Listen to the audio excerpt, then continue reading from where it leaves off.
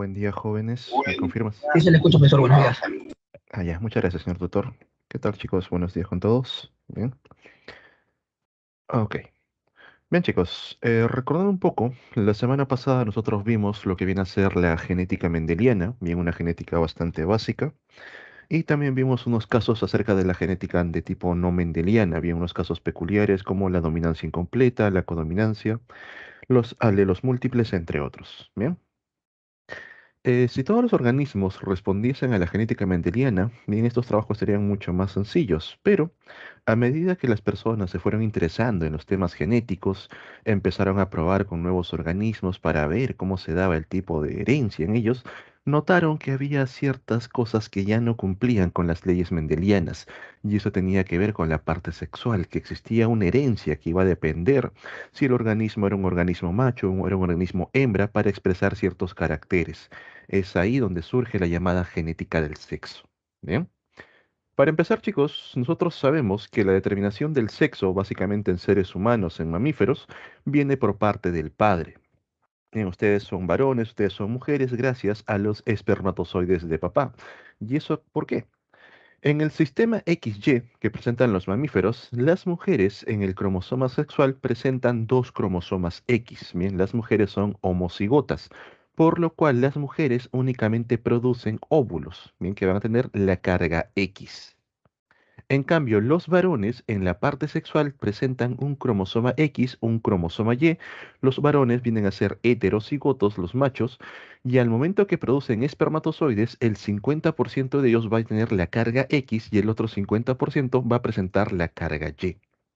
Quiere decir, al momento que ocurre la fecundación, si un espermatozoide X es el que logra fecundar al óvulo, se forma un organismo con cromosomas XX, lo cual da origen a una hembra, a una mujer, representado, chicos, no se olviden, con el símbolo de Venus. En cambio, si un espermatozoide Y es el que logra fecundar al óvulo, va a dar origen a un macho, a un varón XY, representado con el símbolo de Marte. ¿Bien? Entonces, esto aplica para lo que viene a ser mamíferos, básicamente también al ser humano. Luego notamos que en las aves el sistema no cumple con este patrón, sino que ahí tenemos al sistema ZW, donde es, digamos así, al revés.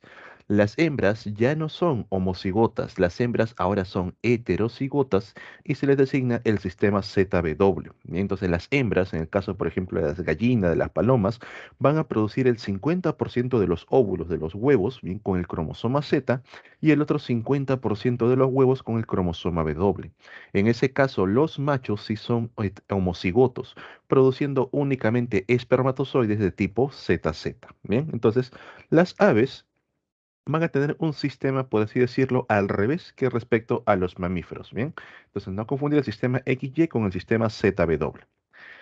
En algunos insectos, por así decirlo, presentan el sistema XY al igual que nosotros, pero salvo ciertas excepciones, van a tener un sistema conocido como el sistema XX y XO.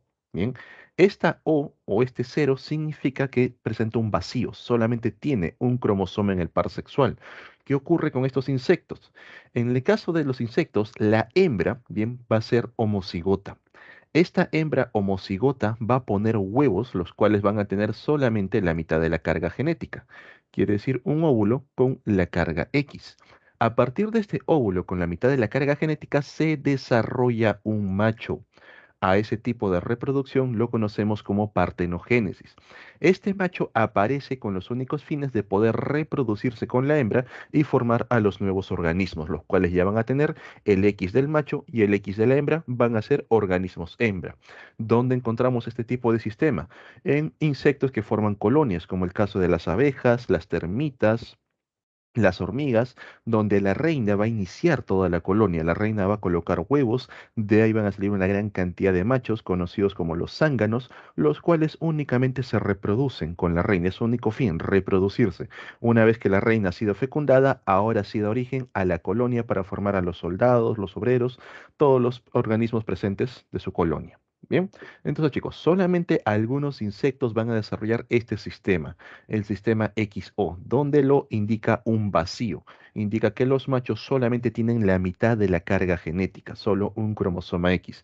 A esto también se le designa con el término hemicigoto. ¿Bien? Hemi de mitad. los hemicigotos. Ok, entonces no olvidar eso de cómo determinamos el sexo en los organismos. Ahora, regresando nuevamente a la parte de la genética del sexo, ¿dónde inicia esto? Con el señor Thomas Morgan. Bien, Morgan quiso seguir estudiando los postulados de Mendel en distintos organismos y escogió uno de ellos que viene a ser la mosca de la fruta, también conocida como la Drosophila melanogaster.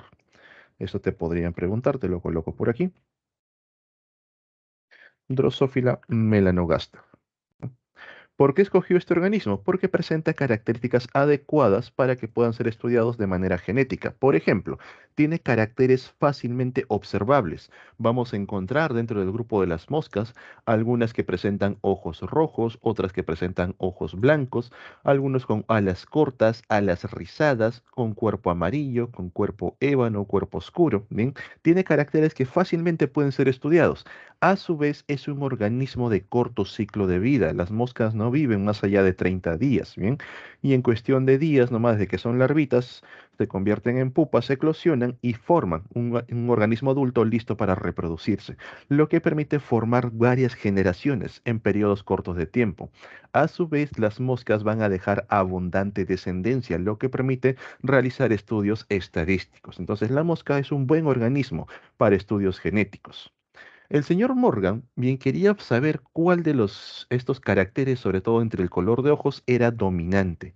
Él veía ya de por sí que había la mayoría de moscas presentaban el color de ojos rojos, mientras que unas cuantas presentaban los ojos blancos, y ya intuía de que el rojo tendría que ser dominante, pero tenía que realizar los experimentos para sustentar dicha hipótesis. Bien, frente a ello, vamos con los experimentos de Morgan. A ver, voy a tapar el segundo, empezamos con el primero. Aquí. Cuando vemos estos cuadros, bien, que nos muestran lo que viene a ser toda la familia de desarrollo, aquí tenemos a los parentales, aquí encontramos a la F1, a la F2. Vamos a determinar el sexo con símbolos. Los machos se representan con lo que viene a ser los cuadrados. Bien, un cuadrado representa a un macho, mientras que los círculos van a representar a las hembras. Entonces, Morgan, para saber, mejor dicho, para determinar si los ojos rojos o los ojos blancos, cuál de ellos vienen a ser dominantes, realiza un primer experimento donde selecciona a una hembra de ojos rojos contra un macho de ojos blancos. En la F1 obtiene que todos los organismos, todos los descendientes, vienen a tener ojos rojos, lo que demuestra, según las teorías mendelianas, de que en la F1 solamente se expresa el carácter dominante. Bien, ya por ahí estás demostrando que el color de ojos rojos viene a ser dominante. Y cuando vuelve a cruzar la F1 para obtener la F2, se da cuenta que el 75% de los organismos expresa dicho carácter dominante, mientras que un 25% va a expresar el carácter recesivo. Bien, notamos una proporción de 3 a 1. Hasta ahí todo bien, pero algo le llama la atención. ¿Por qué únicamente los machos presentan ojos blancos? ¿Por qué no salen hembras también con ojos blancos? Quizás por ahí hay una relación con el recuerdo al sexo, con la herencia de los caracteres, algo que Mendel no describió jamás. Entonces Morgan decide hacer un experimento a la inversa. Ya no va a tomar una hembra de ojos rojos y un macho de ojos blancos, sino que ahora va a tomar a una hembra de ojos blancos contra un macho de ojos rojos. Y nos vamos por aquí. El segundo experimento de Morgan. Voy a borrar esto, acá. Entonces, toma a un macho de ojos rojos contra una hembra de ojos blancos y al momento que realiza el cruce en la F1, donde debería expresarse el color de ojos rojos, al 100% aparecen machos de ojos blancos, solamente machos, y todas las hembras presentan ojos rojos. Luego de eso, al realizar el segundo cruce para obtener la F2, se da cuenta que el 50% de los machos tiene ojos rojos, el 50% ojos blancos, y lo mismo ocurre con las hembras, lo cual ya no responde a la genética mendeliana. Aquí hay algo nuevo. Estudios, bien más a fondo, demostraron que el color de ojos, los genes encargados de eso, se encuentran en los cromosomas sexuales. Entonces, va a haber una dependencia del sexo para poder determinar o para poder expresar dicho gen. En este caso, en el caso de las moscas, las hembras, bien, van a presentar dos cromosomas X, como el sistema XY, mientras que los machos van a presentar un cromosoma X y un cromosoma Y. ¿Dónde se encuentran los genes de colores rojos? En el cromosoma X, con lo cual las hembras van a tener una competencia entre sus cromosomas, ¿bien? Si ambos son dominantes, expresan el color rojo; si ambos son recesivos, expresan el color blanco; y si son heterocigotas, por supuesto, el rojo opaca al blanco. En cambio, en los machos, como solamente tienen un cromosoma X, ese cromosoma manda. Si tiene el dominante, machos de ojos rojos; si tiene el recesivo, machos de ojos blancos. Bien. Ahora, chicos, recordad lo que les mencioné en la clase anterior. Las preguntas de genética son sobre todo para que ustedes pierdan tiempo. No son preguntas difíciles y no son preguntas complejas. Son preguntas tediosas. Algo que vamos a notar gracias a los experimentos de Morgan es que en el caso de la descendencia masculina, en el caso de los machos que descienden, por ejemplo, por aquí, estos machos directamente heredan el cromosoma Y de papá. ¿Bien? Es lo que van a heredar, es el mismo cromosoma Y. Y el cromosoma X se lo deben a mamá. ¿Bien? En cambio, las hembras heredan un X de papá, un X de mamá. ¿A qué voy?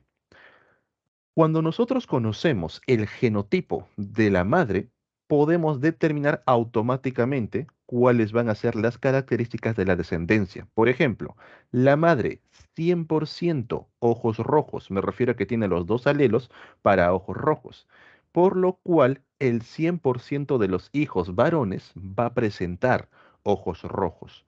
Fíjate acá nuevamente, la madre 50% ojos rojos, 50% ojos blancos, con lo que la descendencia masculina, el 50% presenta ojos rojos y el otro 50% presenta ojos blancos.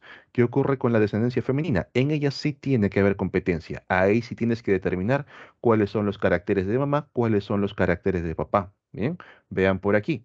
La madre, 100% alelos de color blanco. Los hijos, 100% ojos blancos. Todos los hijos machos. Bien.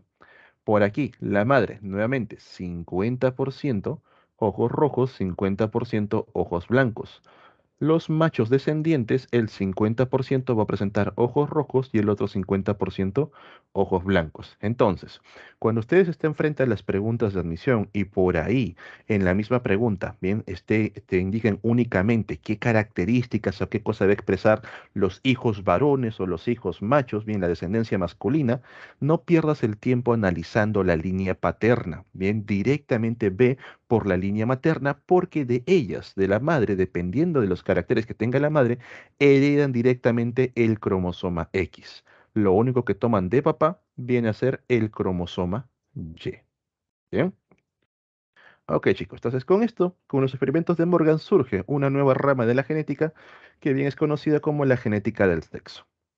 Ahora, yendo hacia los temas humanos, en la parte sexual de los humanos, los llamados cromosomas sexuales humanos, nosotros tenemos al cromosoma X, el cual es bastante grande, es un cromosoma, por así decirlo, con un tamaño normal. Lo pueden ver por aquí. Este es el cromosoma X. Y también en el caso de los machos presentamos al cromosoma Y, el cual es mucho más pequeño, e incluso algunos estudios están demostrando que cada vez se hace más y más pequeño.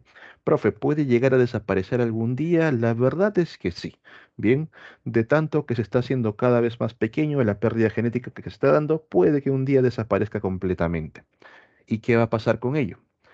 Al comparar ambos cromosomas, vamos a notar que presentan regiones homólogas, regiones que los dos van a tener de manera igual. Por arriba, la región homóloga primaria; por abajo, la región homóloga secundaria. ¿Qué significa? Los genes que encontramos en estas regiones homólogas, al momento que se heredan, no van a depender del sexo, ya que tanto varones como mujeres lo van a presentar de manera similar. ¿Bien? En cambio, el cromosoma X y el cromosoma Y presentan regiones diferenciales. Lo que viene a ser por aquí, esta región diferencial exclusiva para el cromosoma X, donde vamos a encontrar genes únicos para el cromosoma X. Como presentamos genes de dos tipos, por un lado tenemos los genes recesivos, bien, los cuales van a determinar, por ejemplo, lo que viene a ser la hemofilia, lo que viene a ser el daltonismo, la distrofia muscular de Duchenne, distrofia muscular de Duchenne. Y también vamos a encontrar genes dominantes, los cuales pueden, por ejemplo, causar el síndrome del X frágil, la hipofosfatemia, ligado al X. Hipofosfatemia. Bien. Estos genes los vamos a encontrar como parte de algunas enfermedades únicamente en la región diferencial del cromosoma X. Y chicos, una pregunta abierta. Si se encuentran únicamente exclusivos en el cromosoma X, ¿a quién afectan? ¿A quién le puede dar esto? ¿A los varones o a las mujeres? Solamente se encuentran en la región diferencial del cromosoma X. ¿A quiénes les puede dar estas enfermedades? ¿A los varones o a las mujeres?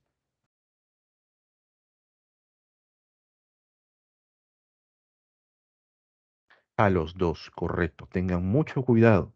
A veces por el apuro del examen únicamente pensamos cromosoma X y lo asociamos directamente a las mujeres. Bien, tanto varones como mujeres presentan cromosomas X. Las mujeres presentan dos, por supuesto, entre ellos va a haber competencia. Los varones presentan uno y lo que tenga, manda, porque no tiene con quién competir. Bien, por eso que en los que viene a ser la parte X tenemos recesivos y dominantes, porque puede haber competencia. En cambio, en la región diferencial exclusiva del cromosoma Y, aquí vamos a encontrar genes que únicamente afectan a los varones. Las mujeres no tienen nada que ver con ellos y aquí no existe ni recesivo ni dominante porque tampoco compiten contra nadie. ¿Qué genes vamos a encontrar? Por ejemplo, aquellos que son causantes de la llamada hipertricosis auricular, ese crecimiento de vello en el pabellón auricular. Aquí también encontramos el factor de azospermia. Pero voy a colocarlo un poco más arriba para que se pueda leer. El factor de azospermia y los genes, bien, SRY. Atentos por aquí. La hipertricosis, como le mencioné, viene a ser ese crecimiento anómalo de vello en el pabellón auricular, básicamente en la oreja, en la parte donde se colocan los aretes, los piercing, todo ello. El factor de azospermia viene a ser una característica, una malformación que ocurre en el cromosoma Y, donde los varones que lo presenten no pueden producir espermatozoides. Bien, los genes SRY son los que determinan las características masculinas.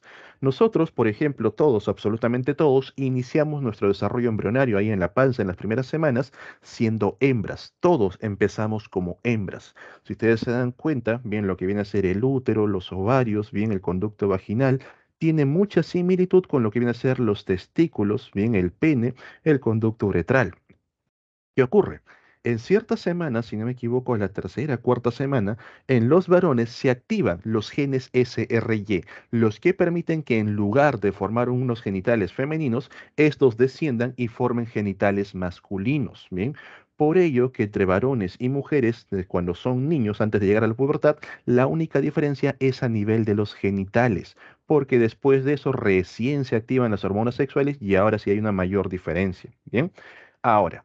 Hay algunas personas que también presentan los genes SRY mutados, lo que no permite que se expresen correctamente. Básicamente están silenciados. Estas personas, al momento que nacen, al momento que ya se da luz, nacen con características femeninas. Bien, los testículos no descienden, no forman un aparato reproductor masculino, básicamente tienen un aparato reproductor femenino y en la mayoría de los casos no muy bien formados.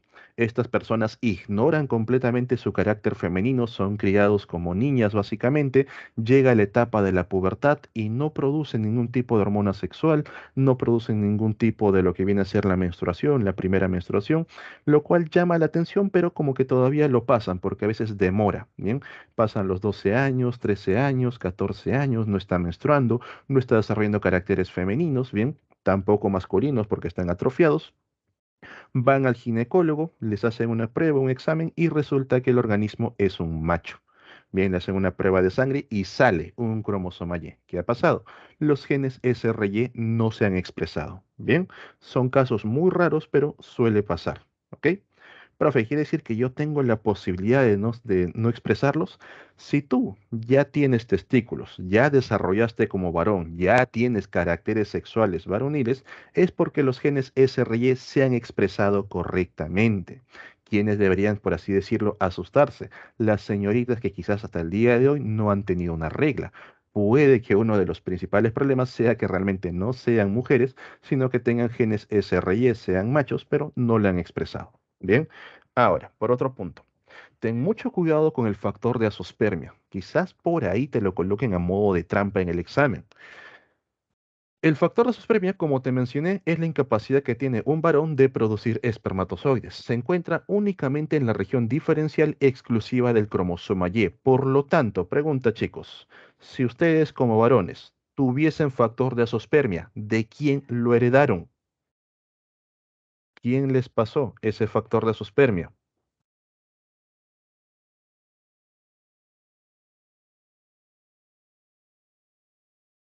Ustedes como varones desarrollasen el factor de azospermia, ¿de quién lo heredaron?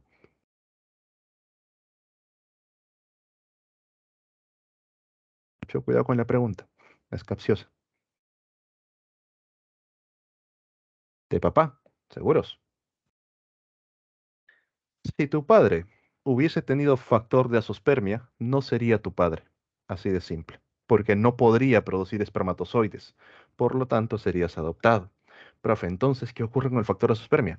No es heredable. La esterilidad no se hereda, señores. Bien, ¿qué ocurre? Por ejemplo, supongamos que yo desarrollo el factor de azospermia. ¿Significa que mi padre lo tiene? No. Mi padre, bien, no presenta factor de azospermia, sino que al momento que se formó lo que viene a ser al momento que ocurrió lo que viene a ser la eclosión, por ahí el cromosoma Y ya en el embrión ha mutado, ha cambiado, con lo cual aparece el factor de azospermia. Ahora sí, recién el hijo, el descendiente, va a presentar dicho factor de azospermia. Y yo, como si presentase factor de azospermia, ya no puedo tener hijos, con lo cual no voy a heredarles dicha característica. Bien, entonces tener mucho cuidado con los temas de esterilidad porque esos no son para nada heredables. Por ello que simplemente se menciona que está presente en el cromosoma Y, pero no se estudia cómo se hereda porque no existe forma alguna. Bien, entonces mucho cuidado con ello. La hipertricosis sí, es un carácter heredable únicamente entre varones. Bien, entonces chicos, no se olviden acercarse de estos genes. En el caso del cromosoma X, las enfermedades relacionadas. En el caso del cromosoma Y, las condiciones relacionadas. Hipertricosis, factor de isospermias y los genes SRY. Bien. Cuando vayan a las preguntas del examen de admisión, en el propio texto van a encontrar palabritas clave que les van a ayudar con los temas de genética del sexo. Número uno. Si yo en la pregunta me ponen, tenemos una enfermedad X, la cual se hereda de manera ligada al sexo. Si yo encuentro esta palabra ligado al sexo, automáticamente voy a pensar en el cromosoma X. Bien, es una herencia que se da a nivel del cromosoma X. Y por estar en el cromosoma X, se puede expresar tanto en varones como en mujeres, pero hay cierta diferencia. Por ejemplo, aquí tenemos el caso de la llamada hemofilia. ¿Qué viene a ser la hemofilia? La incapacidad de poder coagular correctamente la sangre para poder, digamos, detener el sangrado, detener la herida. Una persona que no presenta hemofilia, una persona completamente normal, cuando tiene una pequeña hemorragia, tiene una herida, activa los factores de coagulación, la protrombina entra por ahí hasta que finalmente el fibrinógeno se convierte en fibrina, forma el coágulo y con eso sella la herida para que las células empiecen a repararse. Bien, entonces mientras las células se van reparando, la persona no pierde sangre. Más de uno le ha pasado, siempre se ha hecho cortecitos por ahí, una que otra herida, sangra un poquito, luego se forma el coágulo y le toma más días poder cerrar. En cambio, las personas que presentan hemofilia carecen de ciertos factores de coagulación, con lo que no se activa correctamente la cascada de coagulación. Por lo cual, al momento que se hacen una herida, bien, esta herida hasta que se cierra completamente, lo que puede tomar días, las personas siguen perdiendo sangre. Bien, ustedes han visto que cuando se cortan al momento nomás ya deja de sangrar al minuto, pero si por ahí le pasan sal, le pasan limón, duele. ¿Por qué? Porque la herida sigue abierta, pero ya no sangra porque ustedes no tienen hemofilia. En cambio, estas personas, durante esos 2 días que todavía demoren cerrar la herida, van a ir perdiendo sangre continuamente. ¿Qué ocurre con la hemofilia? La hemofilia viene a ser determinada por un gen recesivo en el cromosoma X, bien es ligado al sexo. Y al estar presente en el cromosoma X, recordar que las mujeres presentan dos, los cuales van a competir, los varones presentan uno, el cual simplemente manda. Y eso nos permite diferenciar la posibilidad de que se desarrolle, tanto en varones como en mujeres. Por ejemplo, A nivel de las mujeres, si ambos cromosomas X, recuerda, es recesivo, si ambos cromosomas X presentan el alelo dominante, la mujer es completamente normal, va a tener una coagulación normal. Si la mujer presenta un alelo dominante y un alelo recesivo, el dominante opaca, silencia al recesivo, no deja que se exprese. Y la mujer fenotípicamente es normal. Quizás alguna de ustedes, señoritas, pueda tener un factor de hemofilia, pero como son heterocigotas, no se dan cuenta y su sangre bien coagula correctamente. Entonces, fenotípicamente son normales, genotípicamente, genéticamente son consideradas portadoras. Mucho cuidado con la pregunta que te hagan, ¿bien? Si es por la parte fenotípica o por la parte genotípica. La única forma en la que una mujer pueda desarrollar, puede expresar la hemofilia, es que ambos alelos sean de tipo recesivo. ¿Bien? Recién ahí la mujer va a presentar hemofilia. Entonces, posibilidades de que una mujer exprese o desarrolle la hemofilia, una de tres, un tercio. En los varones, como solamente presentan un cromosoma X, si éste tiene el carácter dominante, el varón es completamente normal. Si éste presenta el carácter recesivo, el varón va a ser hemofílico. Bien, probabilidades en los varones del 50%, un medio. ¿Ok? Entonces, en el caso de los varones, no existe un varón portador por su condición de presentar un solo cromosoma X. ¿Ok? La pregunta básica, chicos. ¿Este varón hemofílico, de quién lo heredó? ¿De mamá o de papá? Es sencillo. ¿De quién heredó esa condición hemofílica? ¿De mamá o de papá?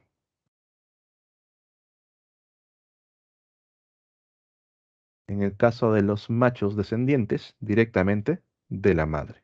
Bien, si ustedes como varones presentan por ahí alguna característica que solo esté en el cromosoma X, bien, no necesariamente una enfermedad, puede ser por ahí cualquier otra característica que lo encuentren, ya saben que directamente lo tienen de la madre. En el caso de las mujeres es más difícil hacer un rastreo genético, porque por ahí te indican que uno de tus cromosomas X, digamos, tiene cierta alteración genética. Tú no sabes si ese cromosoma X proviene de mamá o proviene de papá, ya que ambos te han donado un cromosoma X directamente. Bien, los varones sí. Si el cromosoma Y tiene problemas, eso proviene del padre. Si el cromosoma X tiene alguna mutación, eso proviene de la madre. Bien, ahora, aparte de la hemofilia, también tenemos lo que viene a ser daltonismo. Y otra vez encontramos esta palabrita, herencia ligado al sexo. Automáticamente, ligado al sexo, cromosoma X.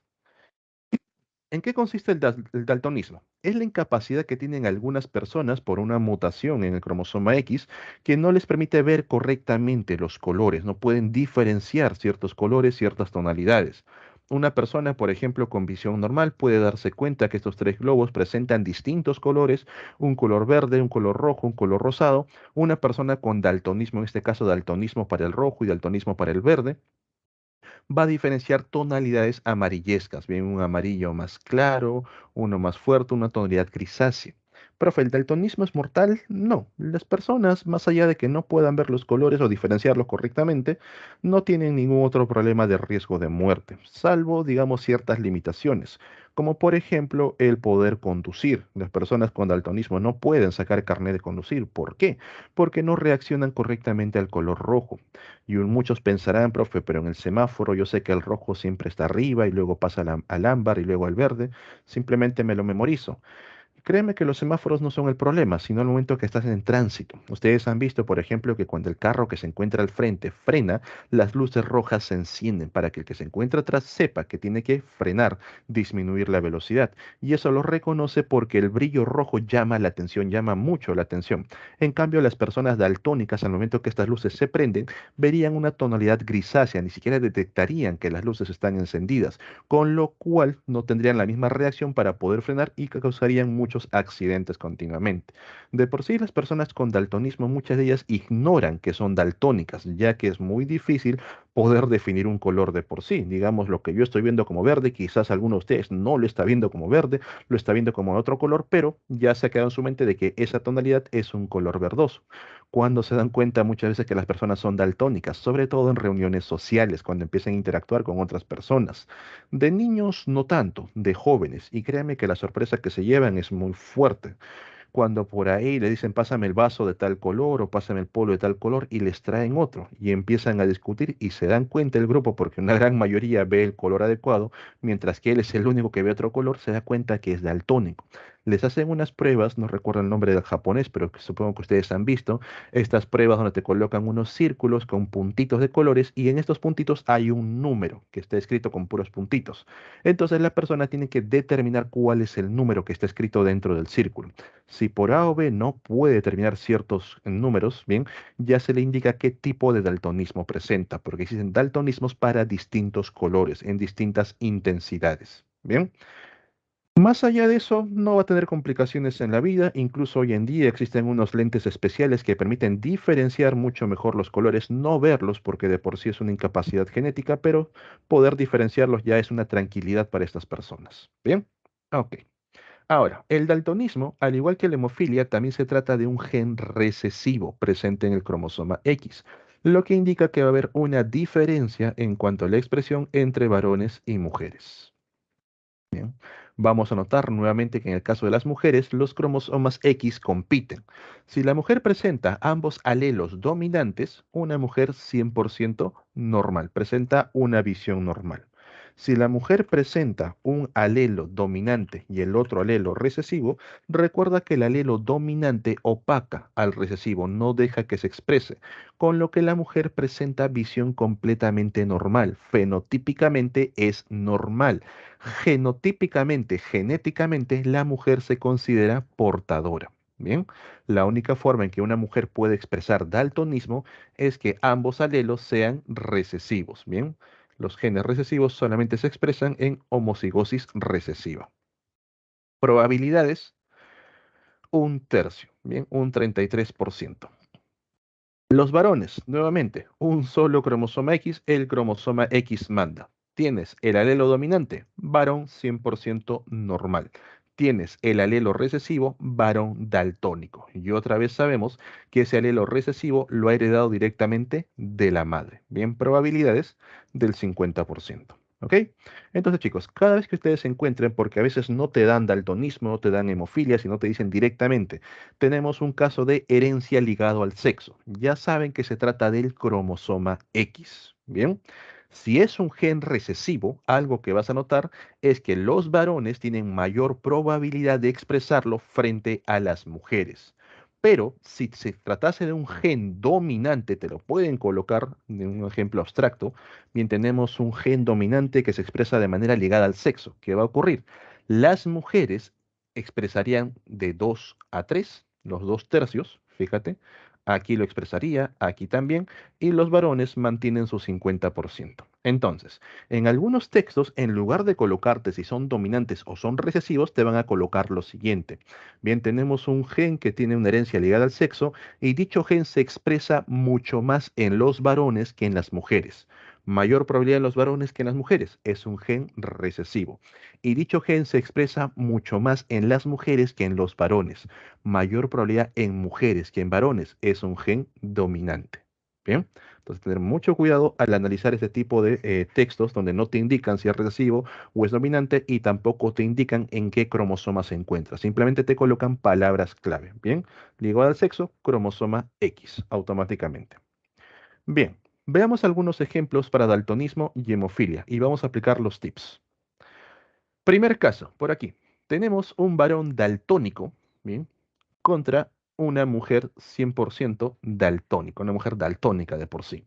Recuerda, la madre 100% daltónica, automáticamente los hijos varones, todos ellos, van a desarrollar daltonismo. ¿Bien? El 100% de los hijos. Ni lo dudes. ¿Qué ocurre con las hijas? En las hijas va a haber una competencia entre cromosomas X, ¿bien? Pero los cromosomas X de papá tienen el alelo recesivo, los cromosomas X de mamá también lo presentan, por eso que las hijas también son daltónicas, ¿bien? Vamos con el segundo caso. Padre con visión normal madre daltónica. Bien, madre 100% daltónica, automáticamente hijos varones, el 100% de ellos daltónicos. Y aquí lo observas. Bien, ¿qué ocurre con las hijas? Competencia entre ambos alelos, pero si el padre presenta un alelo dominante, ninguna de las hijas lo va a tener. Bien, así la madre sea daltónica, ya que el alelo dominante de papá se impone contra el alelo recesivo de mamá. Entonces las hijas fenotípicamente son normales, genéticamente, genotípicamente son portadoras o también se les son híbridas, bien, heterocigotas. Vamos con el tercer caso, por aquí. Padre daltónico, madre de visión normal, portadora. La madre, 50% daltonismo, 50% normal. Los hijos varones van a ser igual. El 50% expresa daltonismo, está por aquí. El otro 50% que se ha llevado el alelo dominante de mamá, bien, esta falta dibujar. Este 50% no desarrolla daltonismo. ¿Qué ocurre con las hijas? Competencia entre los cromosomas. Si ambos cromosomas son recesivos, la mujer expresa daltonismo. Un dominante contra un recesivo, la mujer no expresa daltonismo, pero es portadora. ¿Bien? Vamos con el último caso. Varón de visión normal contra madre de visión normal, pero portadora. Otra vez, la mamá 50% daltónica, 50% normal, automáticamente los hijos varones 50% daltónicos, acá, 50% de visión normal. Aquí también faltó señalar el alelo dominante. Bien. Como papá ya tiene un alelo dominante, ninguna de las hijas va a expresar daltonismo, ya que el alelo dominante de papá se va a imponer contra el resto de los alelos. Dominante contra recesivo, el dominante lo opaca y tenemos una hija portadora, dominante y dominante, una hija 100% normal. Bien, no sé por qué lo he subrayado. Ahí está.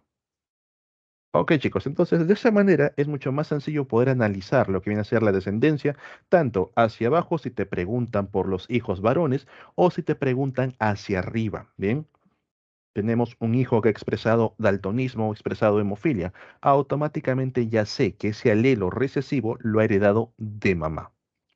Bien, en el caso de hemofilia vamos a encontrar lo mismo. ¿Qué tenemos por aquí? Madre portadora. Bien, un dominante, un recesivo, el cual expresa hemofilia. Y el padre completamente normal, no es hemofílico. La madre, 50% dominante, 50% recesivo. Los hijos, automáticamente, los varones, el 50% va a expresar hemofilia y el otro 50% es completamente normal. Como el padre ya tiene un alelo dominante, ninguna de las hijas lo va a presentar. Una de ellas va a presentar ambos alelos dominantes, 100% normal, y la otra tiene un dominante contra un recesivo. El dominante evita que el recesivo se exprese. Una hija 100% normal, pero de tipo portadora.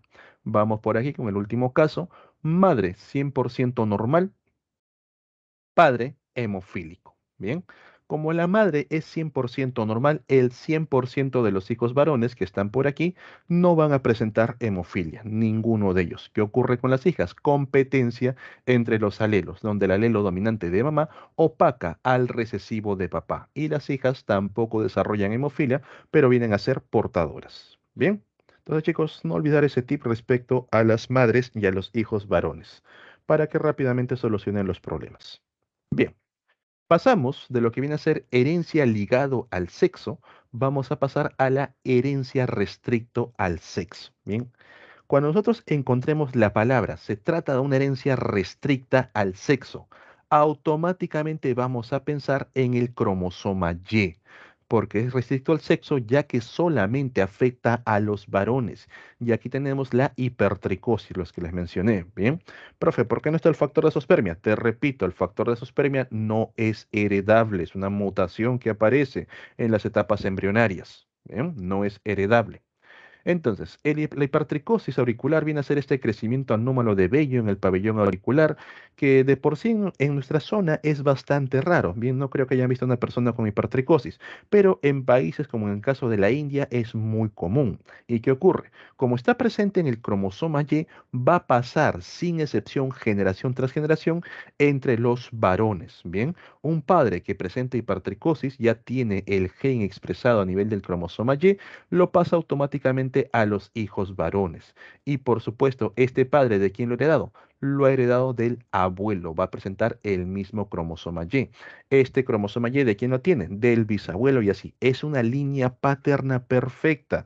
Señores, si ustedes, caballeros, me refiero a los varones, si ustedes presentan, digamos, cierta alteración en el cromosoma Y, lo mismo van a tener sus hijos. Y si vamos hacia arriba, esa alteración lo presentan sus padres, lo presentan sus abuelos, bisabuelos, tatarabuelos, y es una línea perfecta hasta la etapa del hombre en las cavernas, porque es la única forma en la que se hereda el cromosoma Y.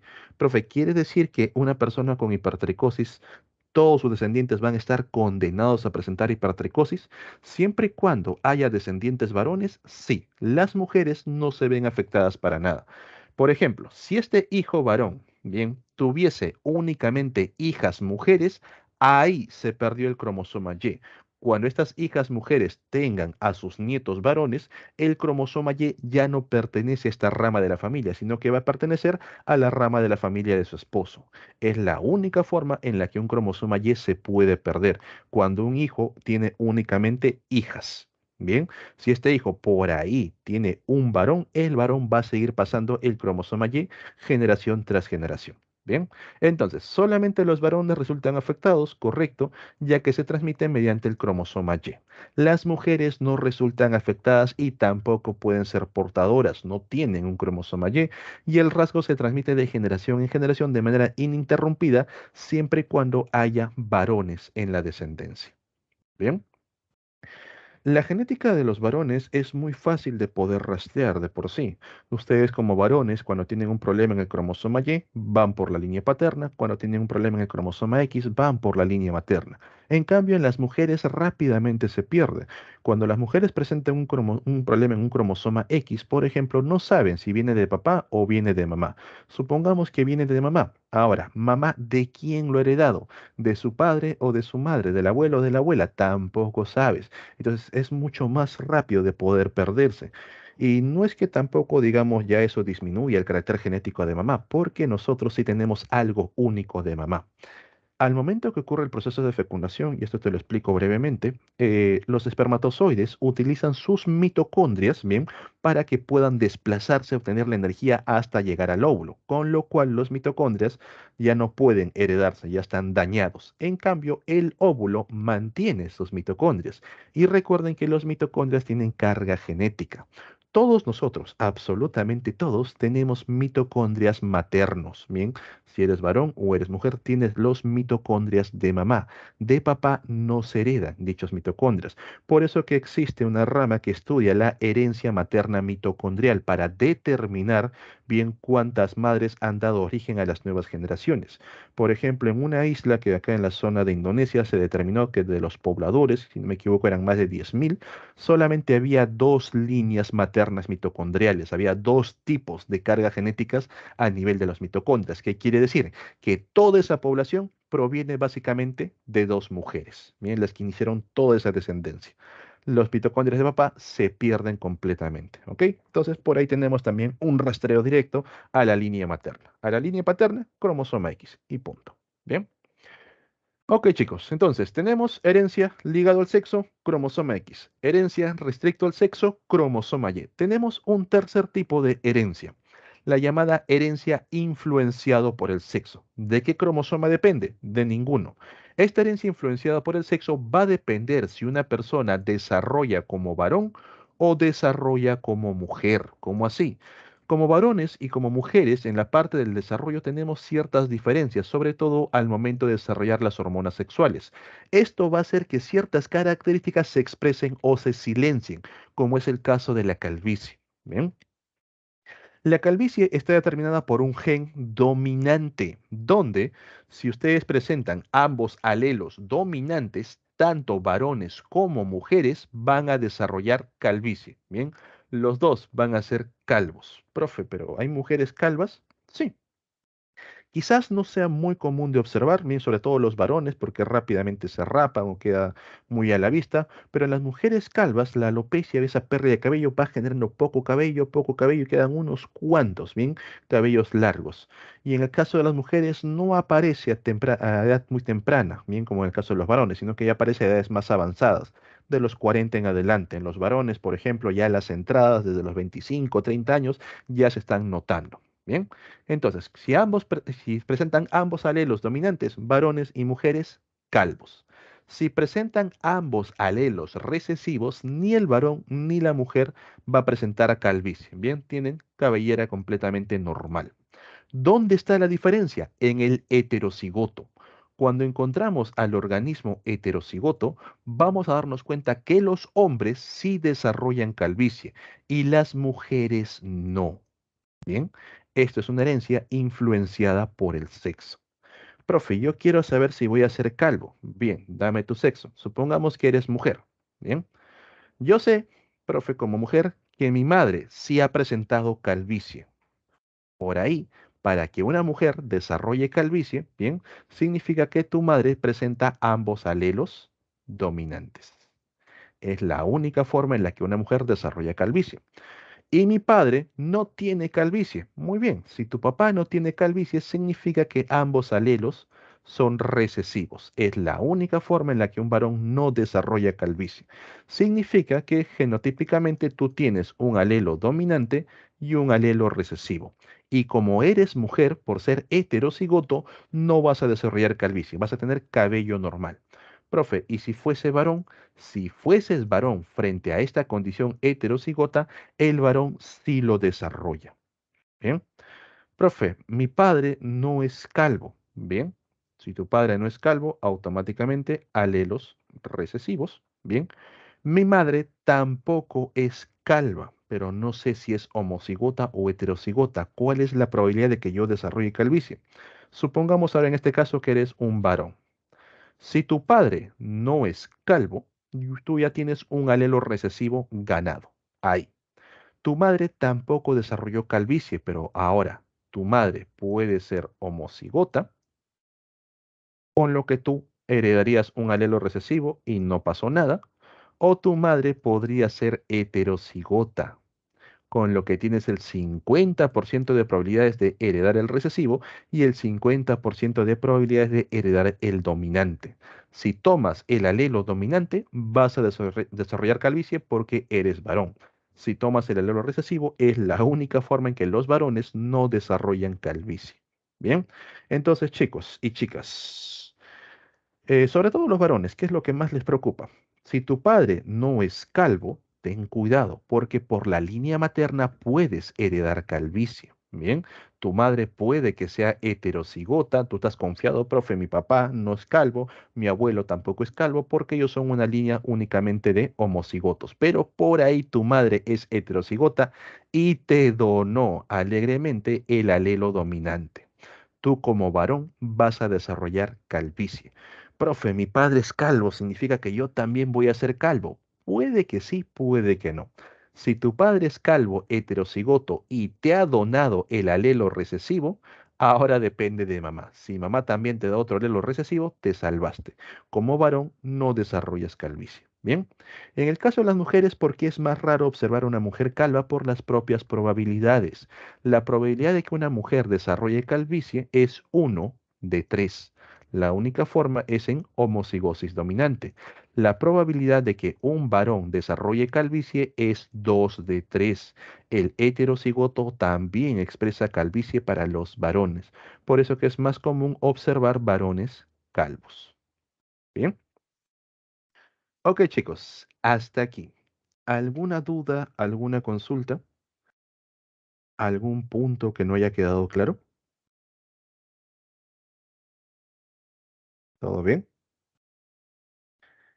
Si quieren saber si realmente van a ser calvos, analicen a los padres, número uno, ¿bien? Y también analicen a los abuelos, ¿bien? Tal vez por ahí tengas fotos si tu abuelo ya no está presente contigo, o pregunta directamente, profe, ¿y cómo saber también de mi abuelo? Bien, también puedes verlo en el caso de los hermanos de papá. Bien, los hermanos de papá, los hermanos de mamá, también te van a dar ideas si por ahí hay un alelo recesivo, un alelo dominante que está presente.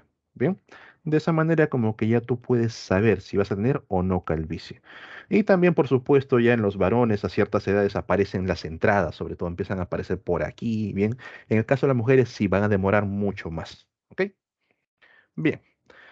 Dejamos por aquí a lo que viene a ser lo que viene a ser las herencias, básicamente que influyen con, bueno, ligado al sexo, restituido al sexo, influenciada por el sexo, y cambiamos al segundo tema del día, que vienen a ser las mutaciones. Bien, cada vez que nosotros escuchamos la palabra mutación, muchas veces se nos viene a la mente seres horribles, malformados, o directamente pensamos en ciertas enfermedades que sabemos que son producto de mutaciones. Debemos saber que en la naturaleza existen dos tipos de mutaciones, unas conocidas como mutaciones génicas o también llamadas mutaciones puntuales o puntiformes, ¿bien? Y tenemos las mutaciones cromosómicas. Nosotros día a día estamos expuestos a desarrollar una gran cantidad de mutaciones génicas o mutaciones puntuales. Ustedes, por ejemplo, en este verano, cuando salen a la calle, ¿se ponen protector solar? ¿Qué medida de protector utilizan? ¿Qué SPF utilizan? ¿Cuál es el factor de protección? ¿El de 50, el de 30, el de 100, el de 10? Yo sé que la mayoría ni siquiera se pone protector solar, simplemente sale a la calle a tomar un poco de sol, lo cual no es malo, pero recordar que nosotros en la zona en la que vivimos, en la parte de Perú, los niveles, sobre todo en la costa, los niveles de radiación ultravioleta superan la escala, bien, a nivel mundial. La escala va del 1 al 15. En Perú tenemos 15 más, una gran radiación ultravioleta. ¿Y qué ocurre con esa radiación ultravioleta? Al momento que esta radiación llega a tocar tu piel, SPF 50 está bien, para 30 minutos. Cada 30 minutos tienes que colocarte. Bien, esta radiación es de tipo ionizante, que significa que puede alterar enlaces, bien, de manera iónica, puede alterar dichos enlaces. Nosotros a nivel genético sabemos que adeninas se juntan con timinas, bien, mediante dos puentes hidrógeno y que citosinas se juntan con guaninas mediante tres puentes hidrógeno. Con lo que significa que las citosinas y las guaninas están más fuertemente enlazadas que las timinas y las adeninas. Llega la radiación ultravioleta. ¿Qué hace con las uniones entre adeninas y timinas? Hacen que vibren, que estas uniones empiecen a vibrar y se separan. Bien, las uniones se separan. Pero recuerda que formar puentes hidrógenos es muy sencillo. Las adeninas y timinas vuelven a formar el puente de hidrógeno y aquí no pasó nada. Bien, hasta ahí todo bien. Pero a veces, al momento que se separan y se vuelven a unir, lo hacen erróneamente. Las adeninas se unen con las adeninas que están a su costado y las timinas también. A esto se le conoce como la dimerización de timinas, sobre todo, ¿bien? O dimerización de adeninas por efectos de la radiación ultravioleta. Esto ya generó un error genético. Supongamos que aquí se encuentra la información, se encuentra un gen para fabricar una proteína. Al momento que llega el ARN polimerasa para formar el ARN mensajero, no va a leer correctamente esta unión. Bien, va a encontrarse un bloqueo, con lo que la proteína no se forma adecuadamente y ya empiezas a mostrar alteraciones a nivel de una célula. Bien, para suerte de nosotros, nuestras células cuentan con un sistema de reparación de ADN. Este sistema está todo el día escaneando el ADN de un extremo al otro.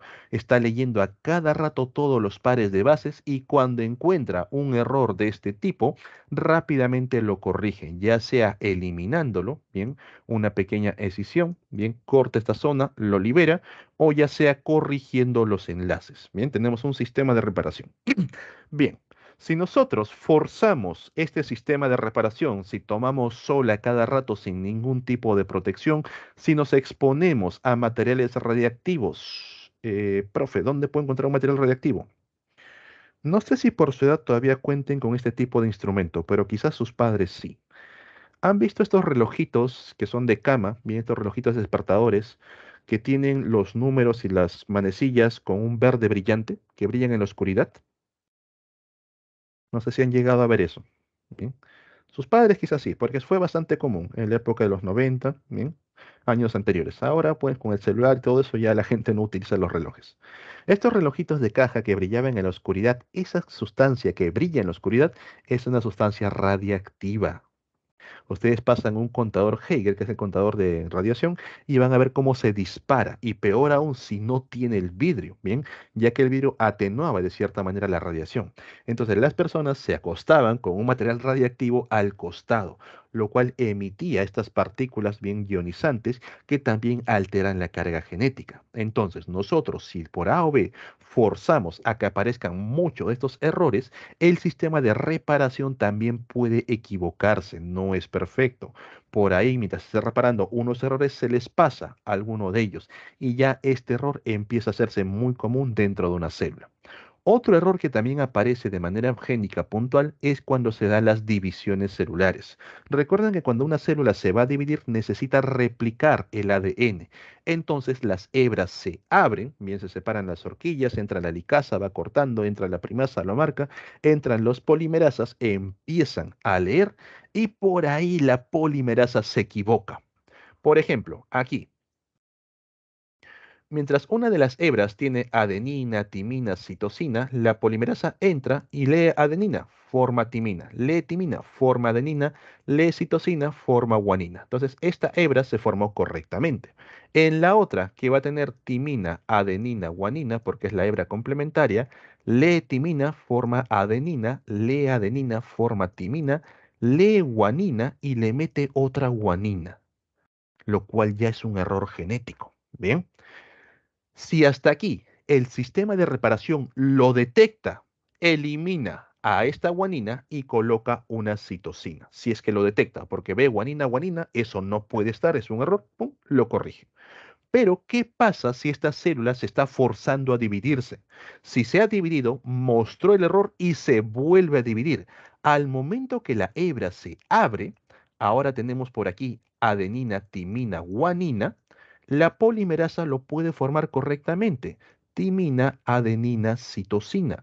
El sistema de reparación llega a leer esta cadena y no encuentra error alguno, pero tú ya sabes que una de las bases está alterada. Esta no debería estar ahí, debería ser una citosina, pero ahora, debido a la división muy rápida que se ha dado, ya pasa a ser una guanina. Profe, ¿cuál es el problema? El problema se va a dar cuando quieras formar una proteína. Bien, cuando se va a formar una proteína, llega la polimerasa, empieza a leer esta cadena. Bien, lee la guanina, la polimerasa mete una citosina. Bien, el ARN se forma con citosina, llega al ribosoma y forma una proteína alterada. Ya tienes una mutación génica. Y esto cuando ocurre, sobre todo cuando forzamos reparaciones de células. Por ejemplo, a nivel de la piel, cuando una persona sufre de demasiada radiación, ustedes han visto cómo te quemas la piel, las células se obligan a dividirse rápidamente para otra vez cubrir toda esa zona dañada. En ese momento que una célula se divide rápidamente, por ahí una de ellas genera un error que no es reconocido, cuando vuelve a dividirse, el error ya no va a ser para nada reconocible. Ya el error se vuelve algo común. Y ahora una célula presenta el error, luego lo tienen dos, luego lo tienen cuatro y así va aumentando. Por eso, chicos, que aparecen los temas de cáncer, sobre todo cuando forzamos a los órganos a repararse. Las personas que tienen cáncer al hígado, ¿a qué se debe? Tanto consumo de alcohol, tanto consumo de grasas, el hígado trabaja tanto que las células se agotan, son reemplazadas por nuevas células y se reemplazan tan rápido que por ahí en un proceso de división apareció un error. Ya tienes una célula con un error genético, se divide, ahora son dos, luego son cuatro, empiezan a aparecer tumoraciones. Las personas que fuman, esa inhalación de cigarros, esa inhalación de hollines va tapando ciertos alveolos y no permite un intercambio correcto de gases. Las células, al encontrarse dañadas, se marcan para morir y unas nuevas células tienen que reemplazarlas, con lo que estás forzando los procesos de división. Por ello, en estos forzamientos pueden aparecer más fácilmente los errores genéticos de tipo mutaciones génicas o puntuales. Bien. Entonces, chicos, que no se les haga raro que estos cánceres estén muy relacionados a cuando nosotros forzamos el uso de ciertos órganos. Este forzamiento hace que las células se agoten rápidamente y nuevas células tengan que reemplazarlos. Bien. Y también, por supuesto, los tipos de alimento que consumimos. Les gustan mucho las parrillas, les gustan mucho estas comidas que se cocinan al carbón y todo eso. Tengan mucho cuidado con las acrilamidas. Las acrilamidas también facilitan la muerte celular y hacen que otras células sí o sí tengan que reemplazarlas, haciendo que los factores de mutaciones aparezcan. Bien. Ok, entonces esto es algo con lo que nosotros nos enfrentamos día a día, las mutaciones génicas o puntuales, simplemente tomando sol, simplemente estando expuestos a condiciones radiactivas o por la propia alimentación o contaminación. Algo que también vamos a ver vienen a ser las mutaciones cromosómicas. Si ya de por sí alterar solamente una base nitrogenada puede generar un problema cancerígeno, un problema de tumoración, imagínense alterar completamente una cromátida, un cromosoma, ¿bien? Cambia completamente la genética del organismo, ¿bien? Profe, ¿nosotros podemos alterar nuestros cromosomas? No. Ya tú estás desarrollado. De por sí todas tus células ya tienen una copia de cromosomas.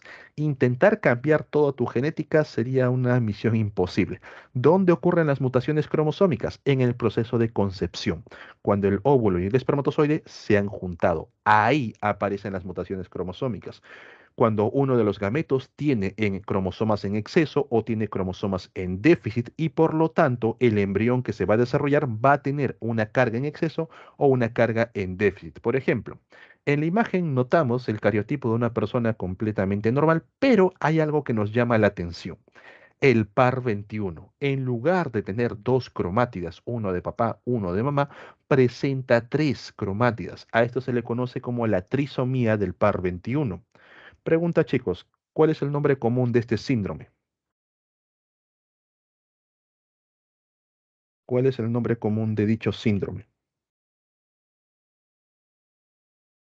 Trisomía del par 21. El síndrome de Down, correcto. Bien. Las personas que nacen con síndrome de Down presentan características muy, digamos, particulares, muy peculiares. Una cara redonda, una cara aplanada, los ojos achinados, han visto, el pelo bastante liso, características asiáticas expresadas. Y también van a notar que presenta retraso mental, retraso físico. Estas personas, respecto al retraso mental, es una imposibilidad que tienen para aprender como lo haría un niño normal, demoran en aprender las cosas, pero finalmente lo aprenden, aunque no lo crean, les toma su tiempo. Pero también a la par los niños con síndrome de Down no viven mucho tiempo, ya que desarrollan problemas sobre todo a nivel cardíaco. No creo que ustedes hayan visto un anciano con síndrome de Down, ya que tienden a llegar a los 20, 25, 30 años como máximo y ya los problemas de su propio cuerpo terminan matándolo. Bien, ¿todo por qué? Por un error a nivel del cromosoma 21. Un exceso de cromosomas ha generado todo este daño. Uno pensaría que a mayor cantidad de información genética es mucho mejor. El cuerpo no funciona así. La información es exacta para el desarrollo de cada organismo. Ahora, los síndromes, cuando aparecen de forma cromosómica, tienen una codificación, donde nosotros, por ejemplo, para el síndrome de Down, para codificarlo, número uno, tenemos que colocar la cantidad de cromosomas. ¿Cuántos tiene? Una persona normal tendría 46 cromosomas, 23 de papá, 23 de mamá. En este caso, la persona con síndrome de Down tiene un exceso, va a tener 47 cromosomas. Ponemos una coma y a continuación colocamos el sexo. Notamos que en el par sexual se trata de una persona varón. Presenta un cromosoma X, un cromosoma Y. Bien, entonces es un 47XY. Se trata de un varón. Colocamos otra coma e indicamos dónde está el error. Bien, ya de por sí se sabe que es un error de exceso, presenta 47 cromosomas, pero en algunos textos vas a encontrar los signos. Para indicar exceso le colocamos el más, bien, un más 21. Quiere decir que la persona presenta un error de exceso en el cromosoma 21. Supongamos que por aquí una persona tiene el síndrome de Patau. Bien, si no me equivoco, cromosoma 14. Tiene un exceso de cromosomas en el cromosoma 14. Entonces, ¿cómo se codificaría este síndrome? Tendría 47 cromosomas, supongamos que es una mujer, colocamos XX y va a presentar un exceso en el cromosoma 14. Ahí está. Supongamos que una persona tiene una delección del cromosoma 6, le falta un cromosoma a nivel del cromosoma 6. Entonces colocamos en la cantidad de cromosomas. Ya no tendría 47, no tendría 46, tendría 45 cromosomas. Se trata de un varón, un XY. Y colocamos el signo. ¿Dónde le está faltando un cromosoma? En el 6. Bien. Entonces, de esa manera ustedes van a poder codificar las mutaciones cromosómicas para indicar si hay un exceso, hay una delección, indicar el sexo de la persona y dónde está el error genético. Bien. Patado es el 13. Correcto. Bien. Se me van, chicos, es mucha información. Ahí está, en el 13. Bien. Ahora, algo que sí me preguntaron en otros grupos. No confundir las mutaciones cromosómicas, los síndromes genéticos, con otro tipo de síndromes. Bien. Profe, ¿y el síndrome de Estocolmo? ¿Eso es un síndrome neurológico o es un síndrome psicológico? No tiene nada que ver con los cromosomas. Tener mucho cuidado, bien, con otros tipos de síndromes. Acá estamos hablando directamente de síndromes genéticos, cuando hay problemas a nivel de los cromosomas. Bien, los otros tipos de síndromes tienen que ver con la parte psicológica, con la parte neuronal. Bien, ok, ahora. Una persona de manera normal, bien, aquí tenemos un varón y una mujer, a nivel de los cromosomas vamos a encontrar lo siguiente. Este es el cariotipo, así se llama esta representación, el cariotipo de una mujer que presenta sus 46 cromosomas y en la parte sexual el XX. Bien, a estos se les conoce como los cromosomas sexuales, mientras que el resto vienen a ser los cromosomas somáticos o también llamados cromosomas autosómicos. Acuérdense que soma es cuerpo, ¿bien? Cromosomas autosómicos del propio cuerpo, o también llamados los somáticos, bien relacionados con el cuerpo. Mientras que el otro par es el par sexual o cromosomas sexuales, bien, cromosomas sexuales. Ahí está. Entonces, chicos, tener mucho cuidado cuando te indiquen dónde se encuentra la mutación. Te puede decir que la persona presenta una mutación en los cromosomas autosómicos. Como están en los cromosomas autosómicos en los 22 primeros pares, no va a depender si es varón o es mujer. Va a desarrollar de igual manera la mutación. Y ustedes han visto que las personas con síndrome de Down, bien tanto varones como mujeres, desarrollan las mismas características.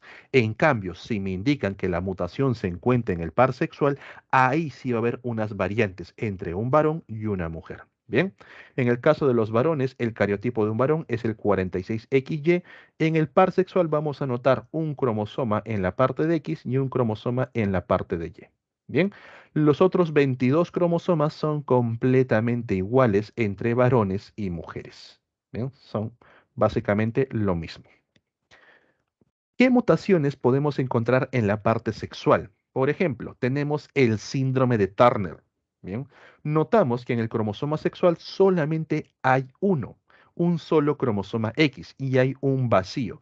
Quiere decir que esta persona pudo haber sido una mujer XX o pudo haber sido un varón XY. Pero al presentar únicamente cromosoma X, ¿cómo desarrolla? ¿Como varón o como mujer? Al tener un solo cromosoma X, ¿es un varón o una mujer? Mujer, correcto. Todos nosotros desarrollamos como mujer hasta que el cromosoma Y se expresa. Bien, si el cromosoma Y está ausente, tengas un cromosoma X, tengas dos, tengas tres, automáticamente eres mujer. Bien, una mujer se desarrolla completamente normal cuando tiene dos cromosomas X. Y algo que van a notar es que si le falta un cromosoma X, hay características sexuales femeninas que no va a desarrollar correctamente. Si tiene cromosoma X en exceso, hay características sexuales femeninas que también desarrolla en exceso. Bien, en este caso, en el síndrome de Turner, le falta un cromosoma X. ¿Cuál es la codificación? 45X. Bien, o también lo pueden encontrar como 45XO. Recuerden que este O este cero indica un vacío. Profe, ¿no se le coloca el más algo? No, ya de ahí se sabe que está el error en la parte de los cromosomas sexuales. Una persona con síndrome de Turner fenotípicamente, ¿cómo se ve? Son, para empezar, de talla baja. Bien, presentan una talla muy baja. Tiene rasgos faciales característicos, la cara redonda, los ojos grandecitos, ligeramente achinados. Van a notar la implantación baja del cabello. Ustedes han notado, por ejemplo, que el cabello crece hasta cierta zona del cuello. En el caso de estas mujeres, el cabello crece un poco más abajo. Bien, tiene una implantación baja de por sí. El cuello es corto con pliegues de la piel. Por ejemplo, es como si tuviesen unas membranas pegadas entre el cuello y la parte del tórax, y unas membranas que se estiran al momento que se mueve a un lado, se mueve al otro. Ahí se puede visualizar estos pliegues. Presenta un tórax ancho, coartación de la aorta. La aorta presenta una curvatura normal, un ancho normal, pero en este caso va a presentar como si fuese un pequeño estrangulamiento. Esa es la coartación de la aorta. Bien. Presenta mamas poco desarrolladas, ya tiene un infantilismo sexual, no desarrolla completamente como mujer. Por eso que también presenta disgenesia gonadal. Bien, los ovarios o están pequeños o están ausentes. No va a desarrollar hormonas sexuales femeninas. Bien, presenta básicamente sin folículos o folículos muy fibrosos, ausencia de menstruación, también conocido como amenorrea. Bien. Areolas separadas que vienen a ser los pezones, metacarpianos cortos. A nivel de la palma de la mano encontramos los metacarpios. Estos son más cortos y hacen que la mano sea mucho más pequeña. Tiene uñas displásicas, unas uñas muy curvadas, ¿bien? Y también la presencia de lunares en todo el cuerpo. Entonces, estas mujeres, más allá de lo que vienen a ser los pliegues a nivel del cuello y por la talla baja, no notas que presentan síndrome de Turner, profe, pero la mano es pequeñas. Básicamente la mano también como que responde a la talla. Entonces, estas niñas se desarrollan completamente normales, no saben que presentan el síndrome de Turner hasta que llega la etapa de la pubertad. Bien, llegan los 11 años, sus compañeras, sus amigas ya están con la menstruación, ya están con los cambios hormonales, en ellas no cambia nada, pasan los 11, los 12, los 13, ya llama la atención de la familia, lo llevan al ginecólogo, lo llevan al endocrinólogo para ver qué está ocurriendo. Ellos detectan algo raro, no hay presencia de hormonas, no hay presencia de un desarrollo normal, hacen un examen genético y sale el cariotipo automáticamente. Profe, cuando hacen examen genético, ¿de dónde sacan la muestra? De sangre. Bien, te sacan una muestra de sangre, pero ojo chicos, no te olvides, no analizan glóbulos rojos. ¿Por qué? Porque los glóbulos rojos no tienen núcleo. No vamos a sacar genes de algo que no tiene núcleo. Analizan a los glóbulos blancos, a los macrófagos, neutrófilos. De ahí sacan tus cromosomas. Bien, entonces sacan el análisis de sangre y resulta una mujer con síndrome de Turner. Ya le indican a la familia cuál es la condición de la niña y esta niña básicamente no va a tener los desarrollos sexuales secundarios y tampoco va a tener descendencia, tiene infantilismo sexual. ¿Todo por qué? Por la ausencia de un cromosoma. Bien, profesor, ¿qué se debe? ¿A mamá o a papá? No se sabe. Bien, no se sabe quién de ellos pudo darles un gameto fallado.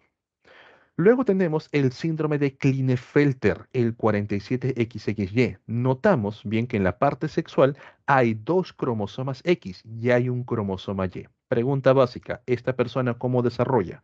¿Como varón o como mujer? Una persona con síndrome de Klinefelter. ¿Desarrolla como varón o como mujer?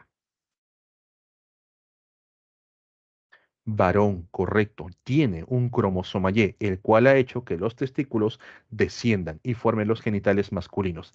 Es un varón, bien, pero por presentar un cromosoma X en exceso, desarrolla características femeninas. ¿Qué vamos a notar en el fenotipo de una persona con síndrome de Klinefelter? Acuérdense del código 47XXY. Calvicie frontal ausente es algo característico de los varones. Ustedes van a ver que los varones la frente no es tan grande, ¿bien?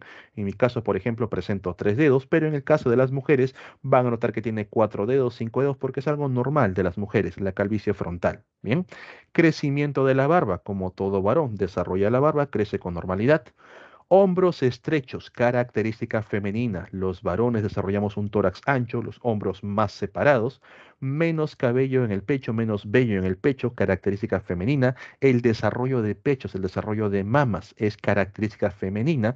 Las caderas amplias, características femeninas. El vello del pubis femenino. El vello del pubis masculino y femenino difieren, son de distinta implantación, de distinta forma. En estos casos tiene vello femenino, ¿bien? Testículos pequeños, los cuales tampoco producen espermatozoides, es una persona estéril. Y algo que llama mucho la atención es esto, brazos y piernas largos, que son características femeninas.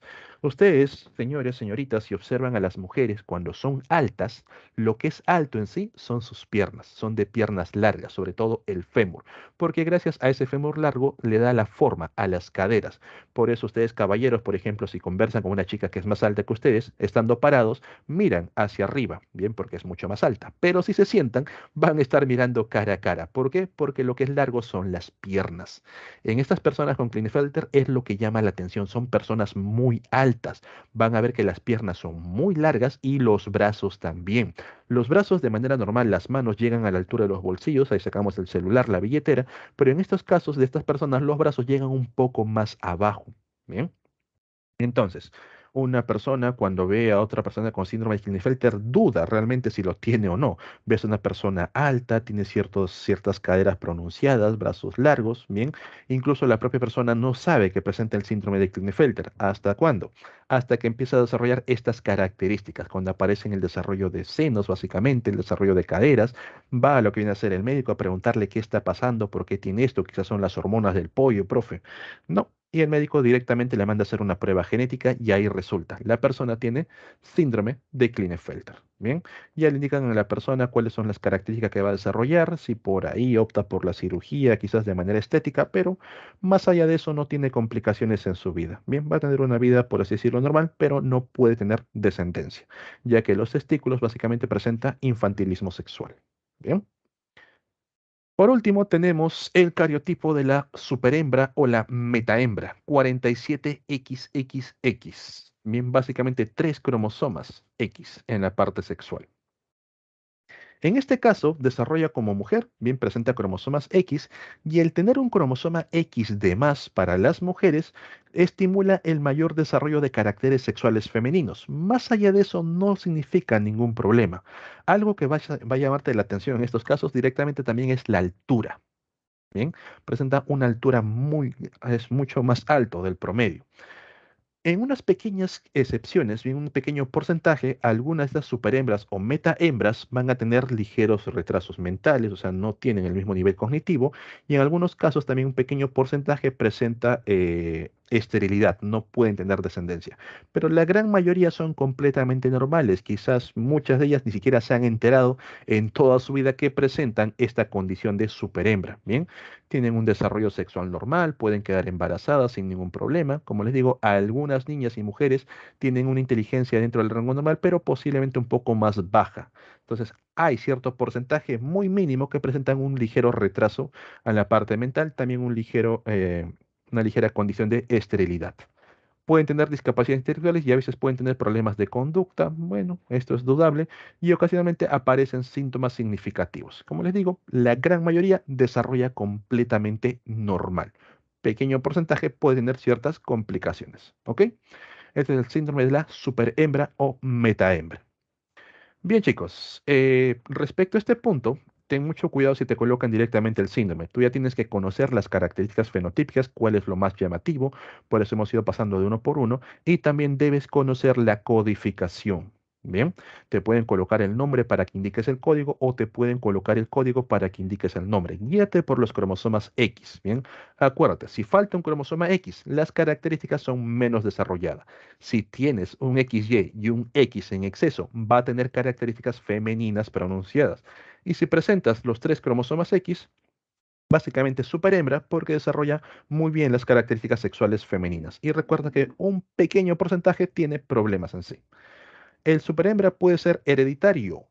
Buena pregunta. La verdad es que sí, podría darse. Bien, ya que su genoma presenta tres cromosomas X, al momento que ocurre la meiosis, la repartición va a tener un exceso de cargas por ahí. Pero algunos de los óvulos van a tener la carga normal. Y al momento que esos óvulos fecundan, pues los hijos no lo van a presentar. Bien. Ahora, si por ahí te quieren complicar las cosas, bien una superhembra cuyo óvulo presente dos cromosomas X, ¿a qué puede dar origen? Como ya el óvulo presenta dos cromosomas X y se une un espermatozoide X, da origen a una superhembra. Como el óvulo tiene dos cromosomas X y se une un cromosoma Y, da origen a un Klinefelter. Bien, pero no creo que te compliquen mucho las cosas porque ya son casos muy rebuscados, por así decirlo. Bien, pero sí se puede dar. Recuerda que durante la meiosis los cromosomas se reparten de igual manera y aparecen óvulos con carga genética en exceso y otros con carga genética normal. Bien, ¿todo claro, chicos? ¿Alguna duda, alguna consulta sobre las mutaciones?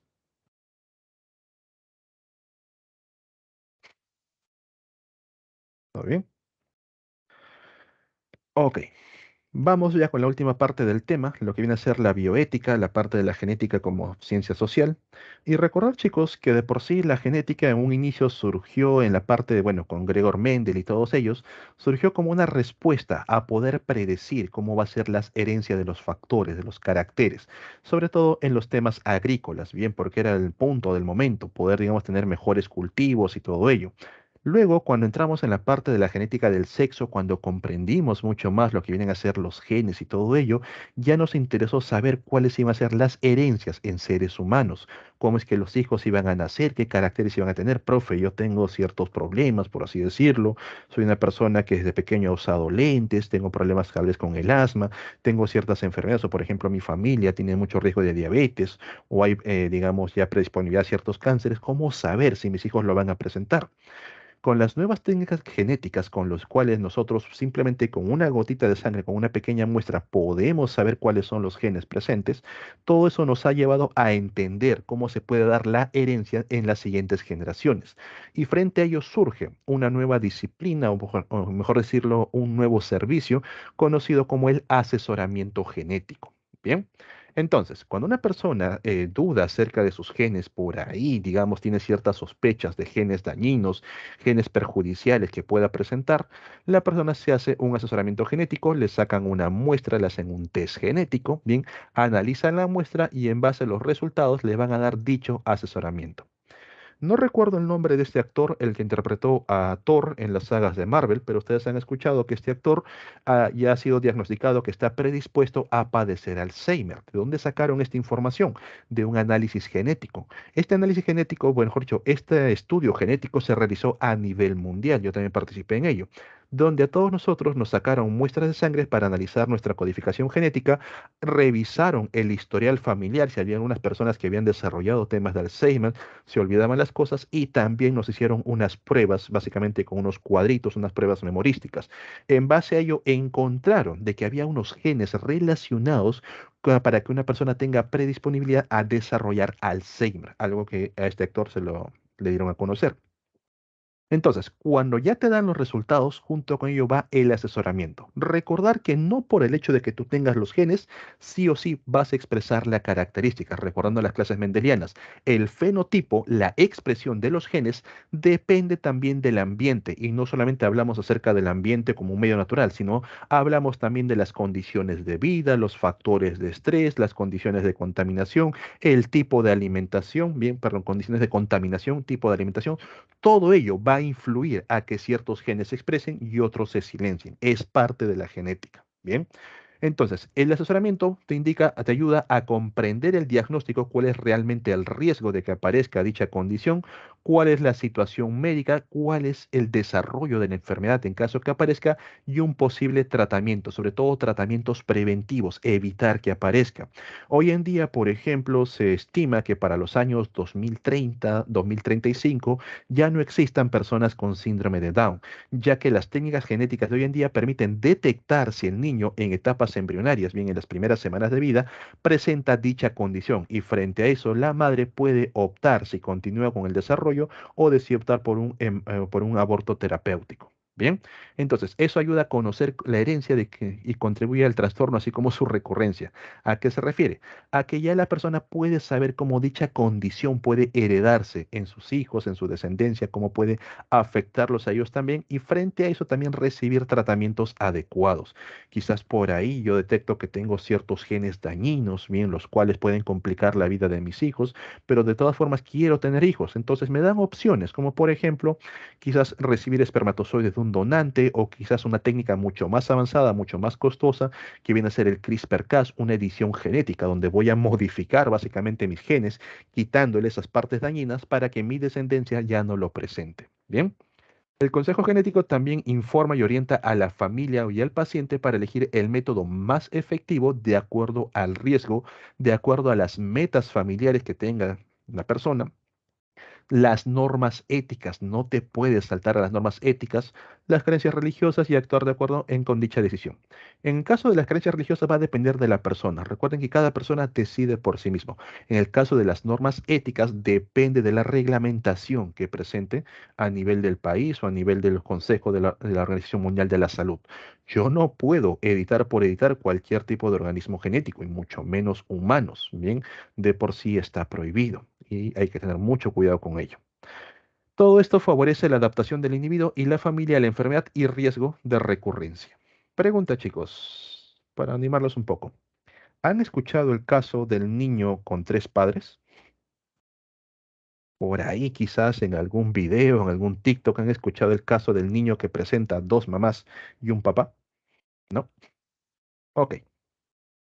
Como les comenté en parte de la clase, atentos por aquí, los espermatozoides para poder llegar a fecundar el óvulo agotan todos sus mitocondrias. Bien, todos esos mitocondrias van a estar en la zona del cuellito, dándole energía al flagelo. Mientras que el óvulo de mamá presenta, aparte del núcleo, bien donde está la carga genética, presenta sus mitocondrias para que le den la energía suficiente. Entonces, ¿qué pasó con esta madre? Esta madre de por sí tenía un problema genético a nivel de sus mitocondrias. Sus mitocondrias no producían suficiente energía.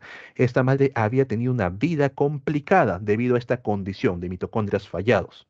Si esta madre tenía hijos, recuerden que los mitocondrias se heredan directamente de mamá. Bien, los hijos también iban a tener este problema genético por los mitocondrias fallados. Entonces, cuando le hicieron el asesoramiento genético, le propusieron una técnica novedosa, donde iban a tomar el óvulo de otra madre, de una mujer donante. Aquí está el óvulo con mitocondrias completamente sanos. Pero la madre quería que el hijo tenga su carga genética. Entonces, ¿qué hicieron? A este óvulo donante le quitaron el núcleo y le pusieron el núcleo de la madre original para luego desarrollar fecundación in vitro, donde el espermatozoide de papá, bien, fecundó al óvulo, básicamente de la donante, con la carga genética de la mamá original. El niño que nace producto de esto tiene la carga genética de los padres, los cromosomas de mamá, los cromosomas de papá, pero tiene la carga mitocondrial de la madre donante. Es un niño con dos madres y un padre. Bien, esto gracias al asesoramiento genético. Es una de las pruebas que nos ha ayudado, digamos, de cierta manera. Todas las técnicas genéticas para que los niños nazcan sin complicaciones. También nosotros hemos encontrado lo que viene a ser la transferencia genética. Bien, esto lo vimos en la parte bacterial. Ustedes saben que de manera normal existe la transferencia vertical. Bien, cuando un organismo se divide, los hijos van a tener la misma carga genética y estos a su vez cuando se dividen van a pasar la carga genética. Esta transferencia vertical está presente tanto en bacterias como también en seres humanos. Los genes que ustedes presentan provienen de papá y mamá, estos a su vez provienen de los abuelos y cuando ustedes tengan hijos, van a pasar dichos genes a la siguiente generación. Algo que no ocurre en nosotros es transferencia horizontal. Ustedes, por ejemplo, si yo estoy al costado de otra persona, yo no le puedo pasar mis genes a esta persona de ninguna manera. No se puede. Somos organismos muy complejos. En cambio, en las bacterias sí se puede. Hay una transferencia horizontal, ya sea de manera directa mediante la conjugación o a través de un vehículo que viene a ser un virus, en este caso, a través de la transducción donde eliminan la carga genética del virus y le colocan la carga genética que uno desea por aquí, y luego el virus infecta la bacteria e introduce dicha carga genética como código bacteriano. Gracias a eso, por ejemplo, algunas bacterias pueden sintetizar insulina, porque nosotros le quitamos la carga genética al virus, le metimos los genes de insulina, se lo metimos a la bacteria y la bacteria forma insulina. Bien, hasta ahí todo bonito con la ciencia, pero hay un caso que parece de ciencia ficción y se dio en los años 1800, si no me equivoco, lo googleé, ¿bien? Se dio con una señora conocida como Enriqueta Lacks, ¿bien? Esta señora padecía de lo que viene a ser, ¿cómo se llama esta enfermedad que te da a nivel vaginal, para lo cual te haces un papá Nicolau? Cultura general, chicos. ¿Para qué sirve el papá Nicolau? ¿Qué va a descargar? ¿Qué va a descartar? ¿Cómo se llama dicha enfermedad causada por un virus?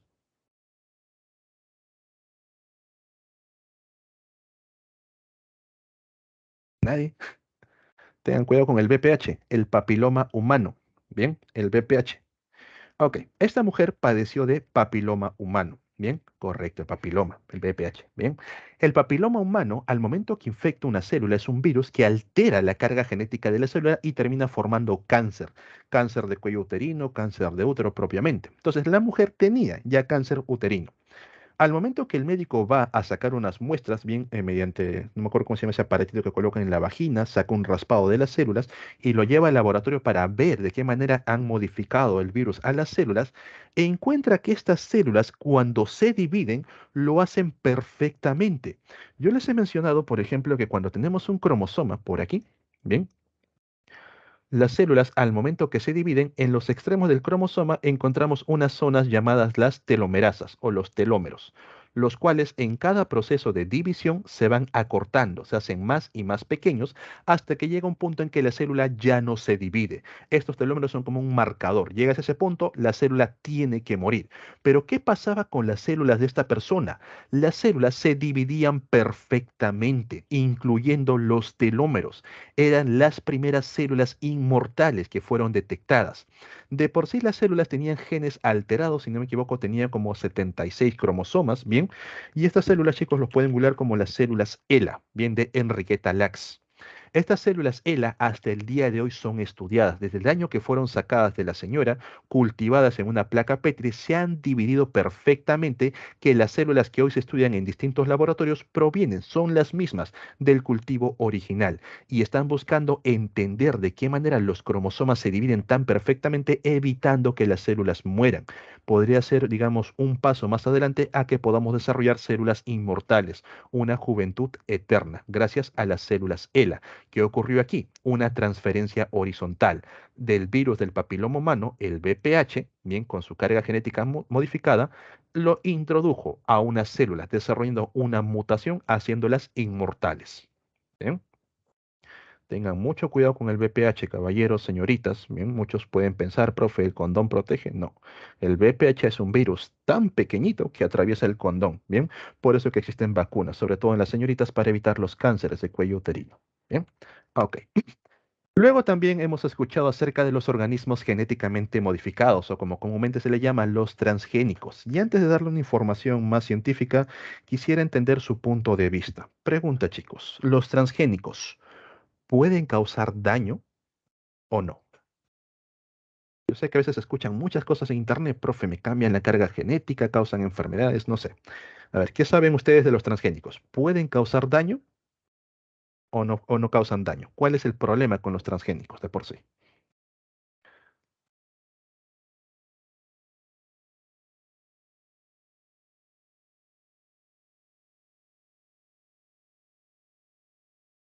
¿Alguna idea? ¿Alguna opinión?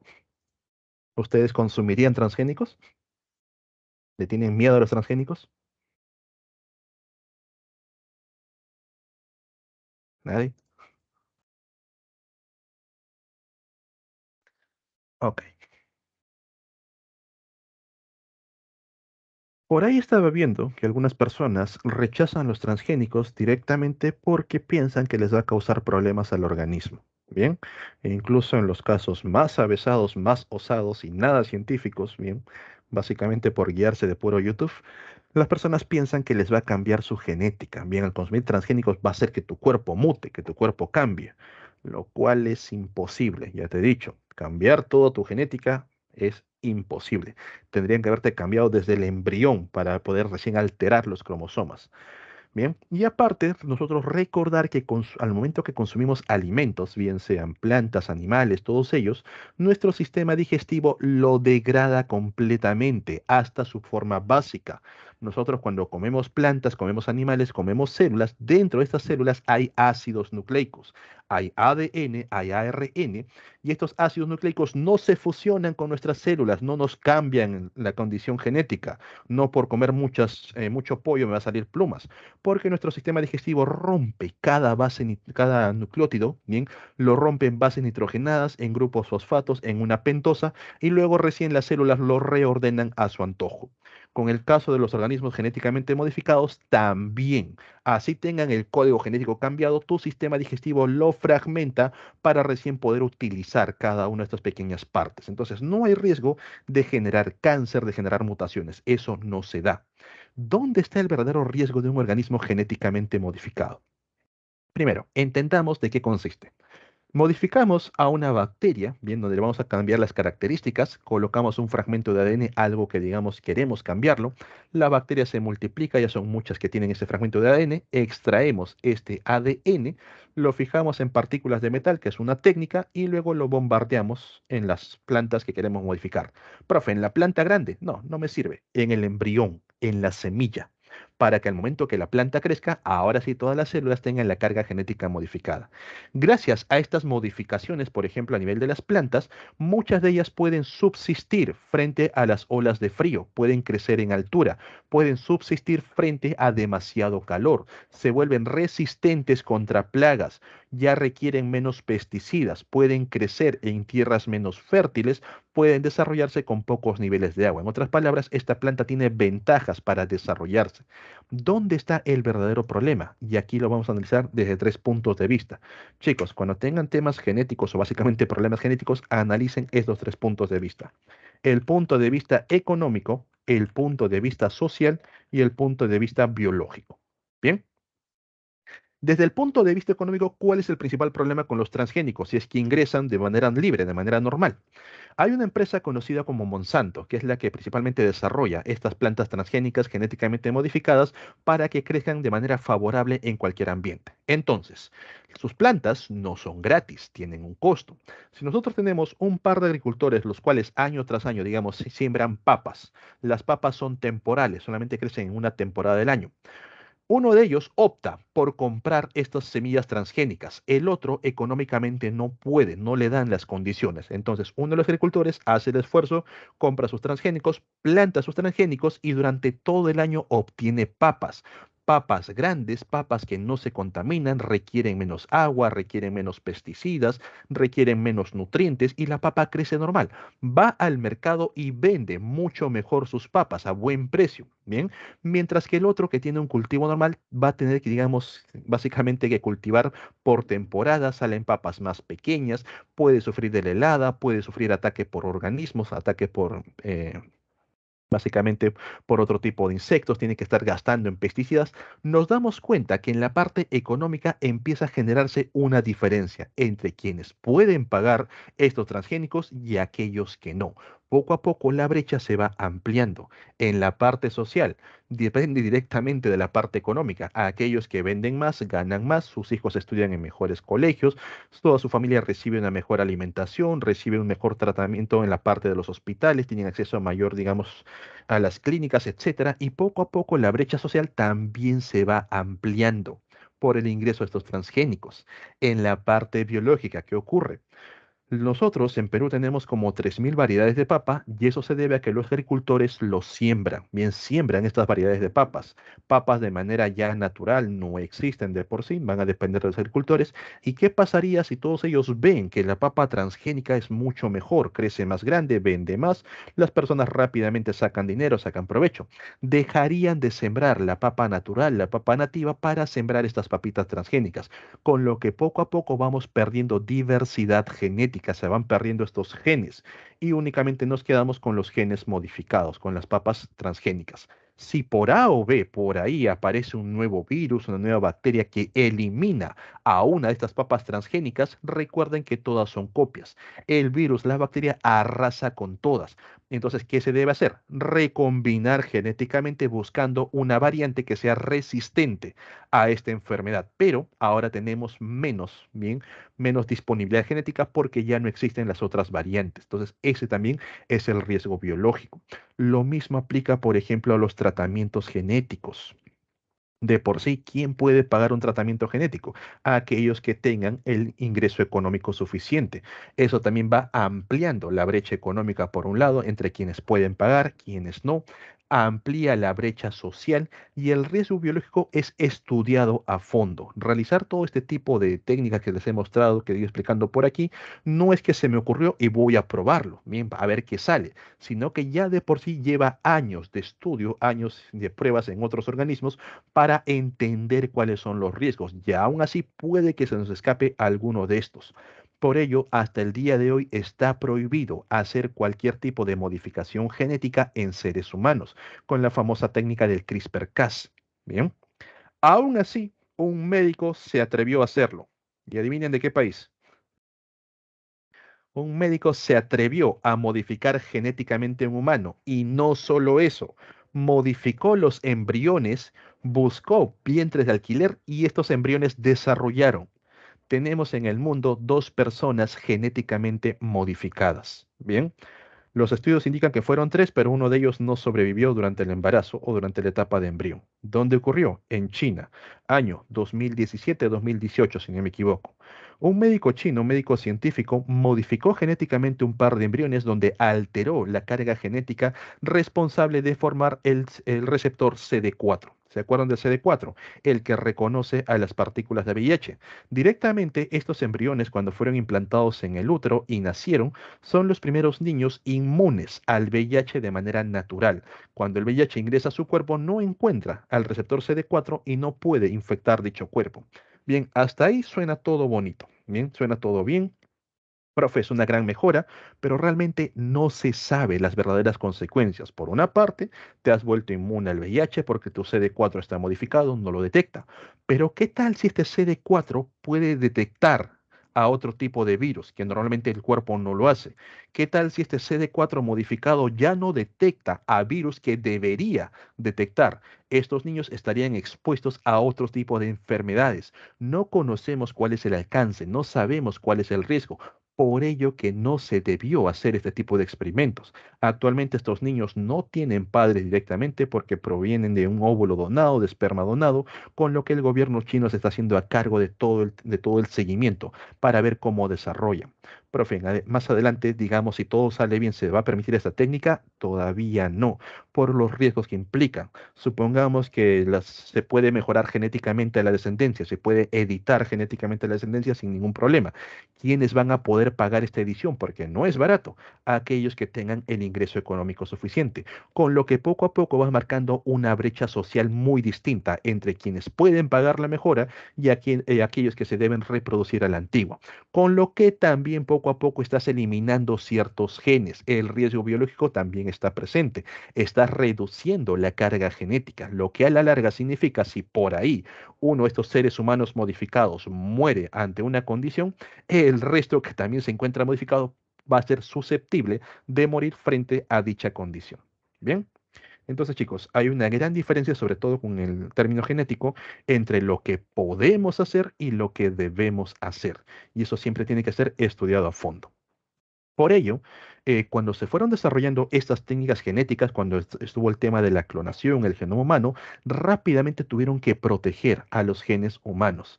En el año 97 surge la Declaración Universal sobre el Genoma Humano y los Derechos Humanos. El genoma humano es patrimonio de la humanidad. Monsanto, por ejemplo, modifica las plantas genéticamente y las patenta, es su propia patente. Tú no puedes realizar esta modificación en tu laboratorio porque ellos ya tienen la patente registrada. En cambio, no pueden hacerlo con la parte humana. Si ustedes modifican unos genes humanos, no lo pueden patentar, ya que es información de todos de por sí. Bien. Respecto al genoma humano, cada individuo tiene derecho al respeto a su dignidad y derechos cuales quieran sean sus características genéticas. Bien, hoy en día ya no es de ciencia ficción que mediante una pequeña aguja puedan saber cuál es tu código genético, cuáles son tus riesgos genéticos y frente a ello no pueden discriminarte, tienen que tratarte de igual manera. Bien, esto nos llevó al año 2003 a declarar a la Declaración Internacional sobre los Datos Genéticos Humanos, los cuales garantizan la dignidad y derechos humanos en materia de recolección, tratamiento, utilización y conservación de los datos genéticos humanos. Ustedes, por ejemplo, cuando van al hospital, pues, lo normal es una prueba de sangre para ciertos análisis. Si tú has dado solamente el consentimiento de una prueba de sangre, no pueden utilizar tu sangre para otro tipo de análisis, no pueden hacerlo para temas genéticos. Por ejemplo, cuando una persona es operada de un tumor, se le extrae, los médicos le piden mediante una carta de aceptación el que les dé el permiso para estudiar a la tumoración desarrollada para comprender más a fondo qué está pasando. Entonces, ahí tú estás dando consentimiento acerca de la recolección de dicho material, el tratamiento, la utilización y la conservación, incluyendo los datos genéticos ahí, pero siempre de tener presente la igualdad, justicia y solidaridad con los seres humanos. No se les hará raro, chicos, pero ya algunas empresas lo están utilizando por lo bajo. De por sí, entender cuáles son los genomas, cuál es la genética de sus empleados, ver los riesgos que tienen estos empleados y de acuerdo a eso, bien despedirlos. Supongamos que mis empleados tienen riesgo diabético, tienen riesgo de padecer cáncer a la larga, y yo como empresario tengo que pagar un seguro de vida, un seguro de salud, bien, lo cual me va a salir muy costoso. Simplemente lo despido. O por ejemplo, en el caso de las aseguradoras, bien, viene una persona a asegurar su vida, tener un seguro de salud, y le hacen una prueba genética o por lo bajo extraen información genética del hospital donde se atienden y se dan cuenta que esta persona es muy propensa a desarrollar cáncer o que su familia tiene riesgo diabético. Entonces la aseguradora le niega el seguro en base a esto. Eso no se puede hacer, está prohibido ese tipo de tratamientos genéticos. Bien, no pueden utilizar esos datos de esa manera. ¿Ok? Todo eso, chicos, nos lleva a los llamados principios de la bioética. ¿Por qué comúnmente estamos viendo temas médicos? Porque la bioética surge básicamente ahí, junto con la medicina. Los principios de la bioética vienen a ser cuatro. Tenemos, en número uno, el principio de autonomía. Este principio prima sobre todos, bien va a mandar sobre todos. ¿Qué nos dice el principio de autonomía? Que una persona tiene derecho básicamente a escoger, tiene, digamos, puede ver por sí mismo cualquier tipo de decisión que tomen y ninguna persona puede, digamos, coaccionar para que ésta tome ciertas decisiones. Básicamente, tus decisiones bien dependen únicamente de ti. El principio de autonomía se rige sobre cualquiera de los otros principios. Si una persona no quiere ser revivida al momento que sufre un accidente y ya tiene un indicativo, no se la revive. No puedes faltar al principio de autonomía, porque si no a los médicos les hacen problemas judiciales. Profe, quiero ponerme un tatuaje. Póntelo, estás en todo tu derecho, estás sobre tu propio cuerpo. Bien, cuando una persona pierde el principio de autonomía, cuando pierde la capacidad de decidir sobre sí mismo, eso se da cuando la persona tiene problemas mentales, no desarrolló correctamente la parte cognitiva, o cuando se encuentra influenciada, por ejemplo, bajo temas de alcohol, bajo temas de droga. Ustedes van a ver que muchas personas drogadas ya no pueden razonar correctamente, entonces pierden el principio de autonomía y esto pasa a un tutor. Profe, si no encuentran a nadie, pues tenemos el término patria potestad, donde el Estado decide cuál es lo mejor para esta persona. Bien. Después tenemos el principio de no maleficencia y el principio de beneficencia. ¿Cuál es la diferencia? No maleficencia, no hacer daño adrede. El de beneficencia, hacer siempre el bien. Por ejemplo, voy al odontólogo, tengo un problema de caries, me está doliendo el diente, y si el odontólogo faltase al principio de no maleficencia, al momento que me está curando, me hace un daño más profundo para que así salga más caro la curación. Entonces ahí está faltando esto, me está haciendo daño, bien adrede. ¿Cuándo estaría faltando el principio de beneficencia? Cuando yo le pregunto cuáles son los posibles tratamientos y únicamente me da los tratamientos más caros, oculta los tratamientos más baratos. Bien, ahí está faltando al principio de beneficencia, no está actuando completamente con el bien. No me hace daño, es correcto, pero me está ocultando información. Bien, y esto es muy común en los hospitales, aunque no lo parezca, bien, donde muchos médicos te van a dar la operación, te van a dar el tratamiento más caro, que incluye las operaciones y todo eso, las medicinas más costosas, cuando realmente encontramos medicinas más baratas con tratamientos no tan caros, no tan complicados. Bien. En el principio de no maleficencia, también, por ejemplo, cuando digamos al hospital llega una persona baleada junto con la persona que le ha disparado, llega el delincuente y la persona herida. Bien, a ambos tienes que tratarlos con igualdad. Ahí también aplica el de justicia. No porque sea una persona mala, porque sea el delincuente, ¿sabes qué? Le voy a cortar este ligamento para que nunca más pueda moverse. Por aquí le corto este nervio, va a quedar parapléjico. No, tú no puedes hacer daño adrede. Bien, tienes que evitar eso. Por último, tenemos el principio de justicia con su famosa frase. ¿Cuál es? El principio de justicia básicamente es tratar a todos por igual, sin importar su condición física, sin importar el sexo, religión, creencias, bien sin importar su rama política, todo eso, etcétera. Su famosa frase es tratar igual a los iguales y tratar desigual a los desiguales. ¿Qué significa esto? Los iguales son personas como tú, como yo, que tenemos las mismas condiciones de desarrollo, sobre todo las mismas condiciones físicas, un par de manos, un par de piernas, un par de ojos y todo eso. ¿Quiénes son los desiguales? Aquellos que presentan condiciones, digamos, ya vulnerables, aquellas personas que han perdido la vista, invidentes, personas en sillas de ruedas, personas que están con muletas, con escayolas, mujeres embarazadas. Si tú te das cuenta, reciben un trato desigual, un trato distinto al resto de la población.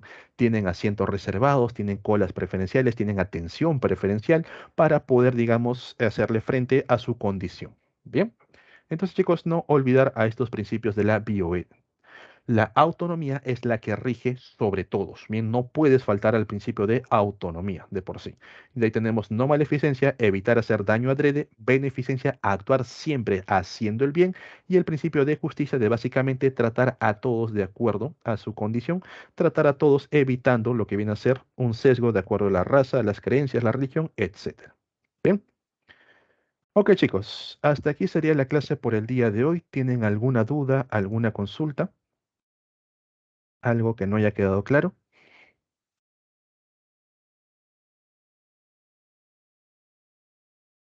¿Todo bien? Ok. En pantalla estoy colocando las claves correspondientes a esta semana. Bien. De igual forma, chicos, se los copio en la barra de chat. ¿Listo?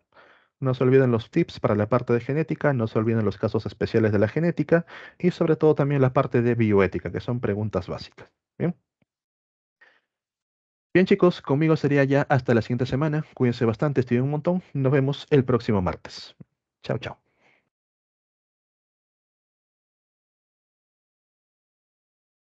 Chao, profesor, cuídese.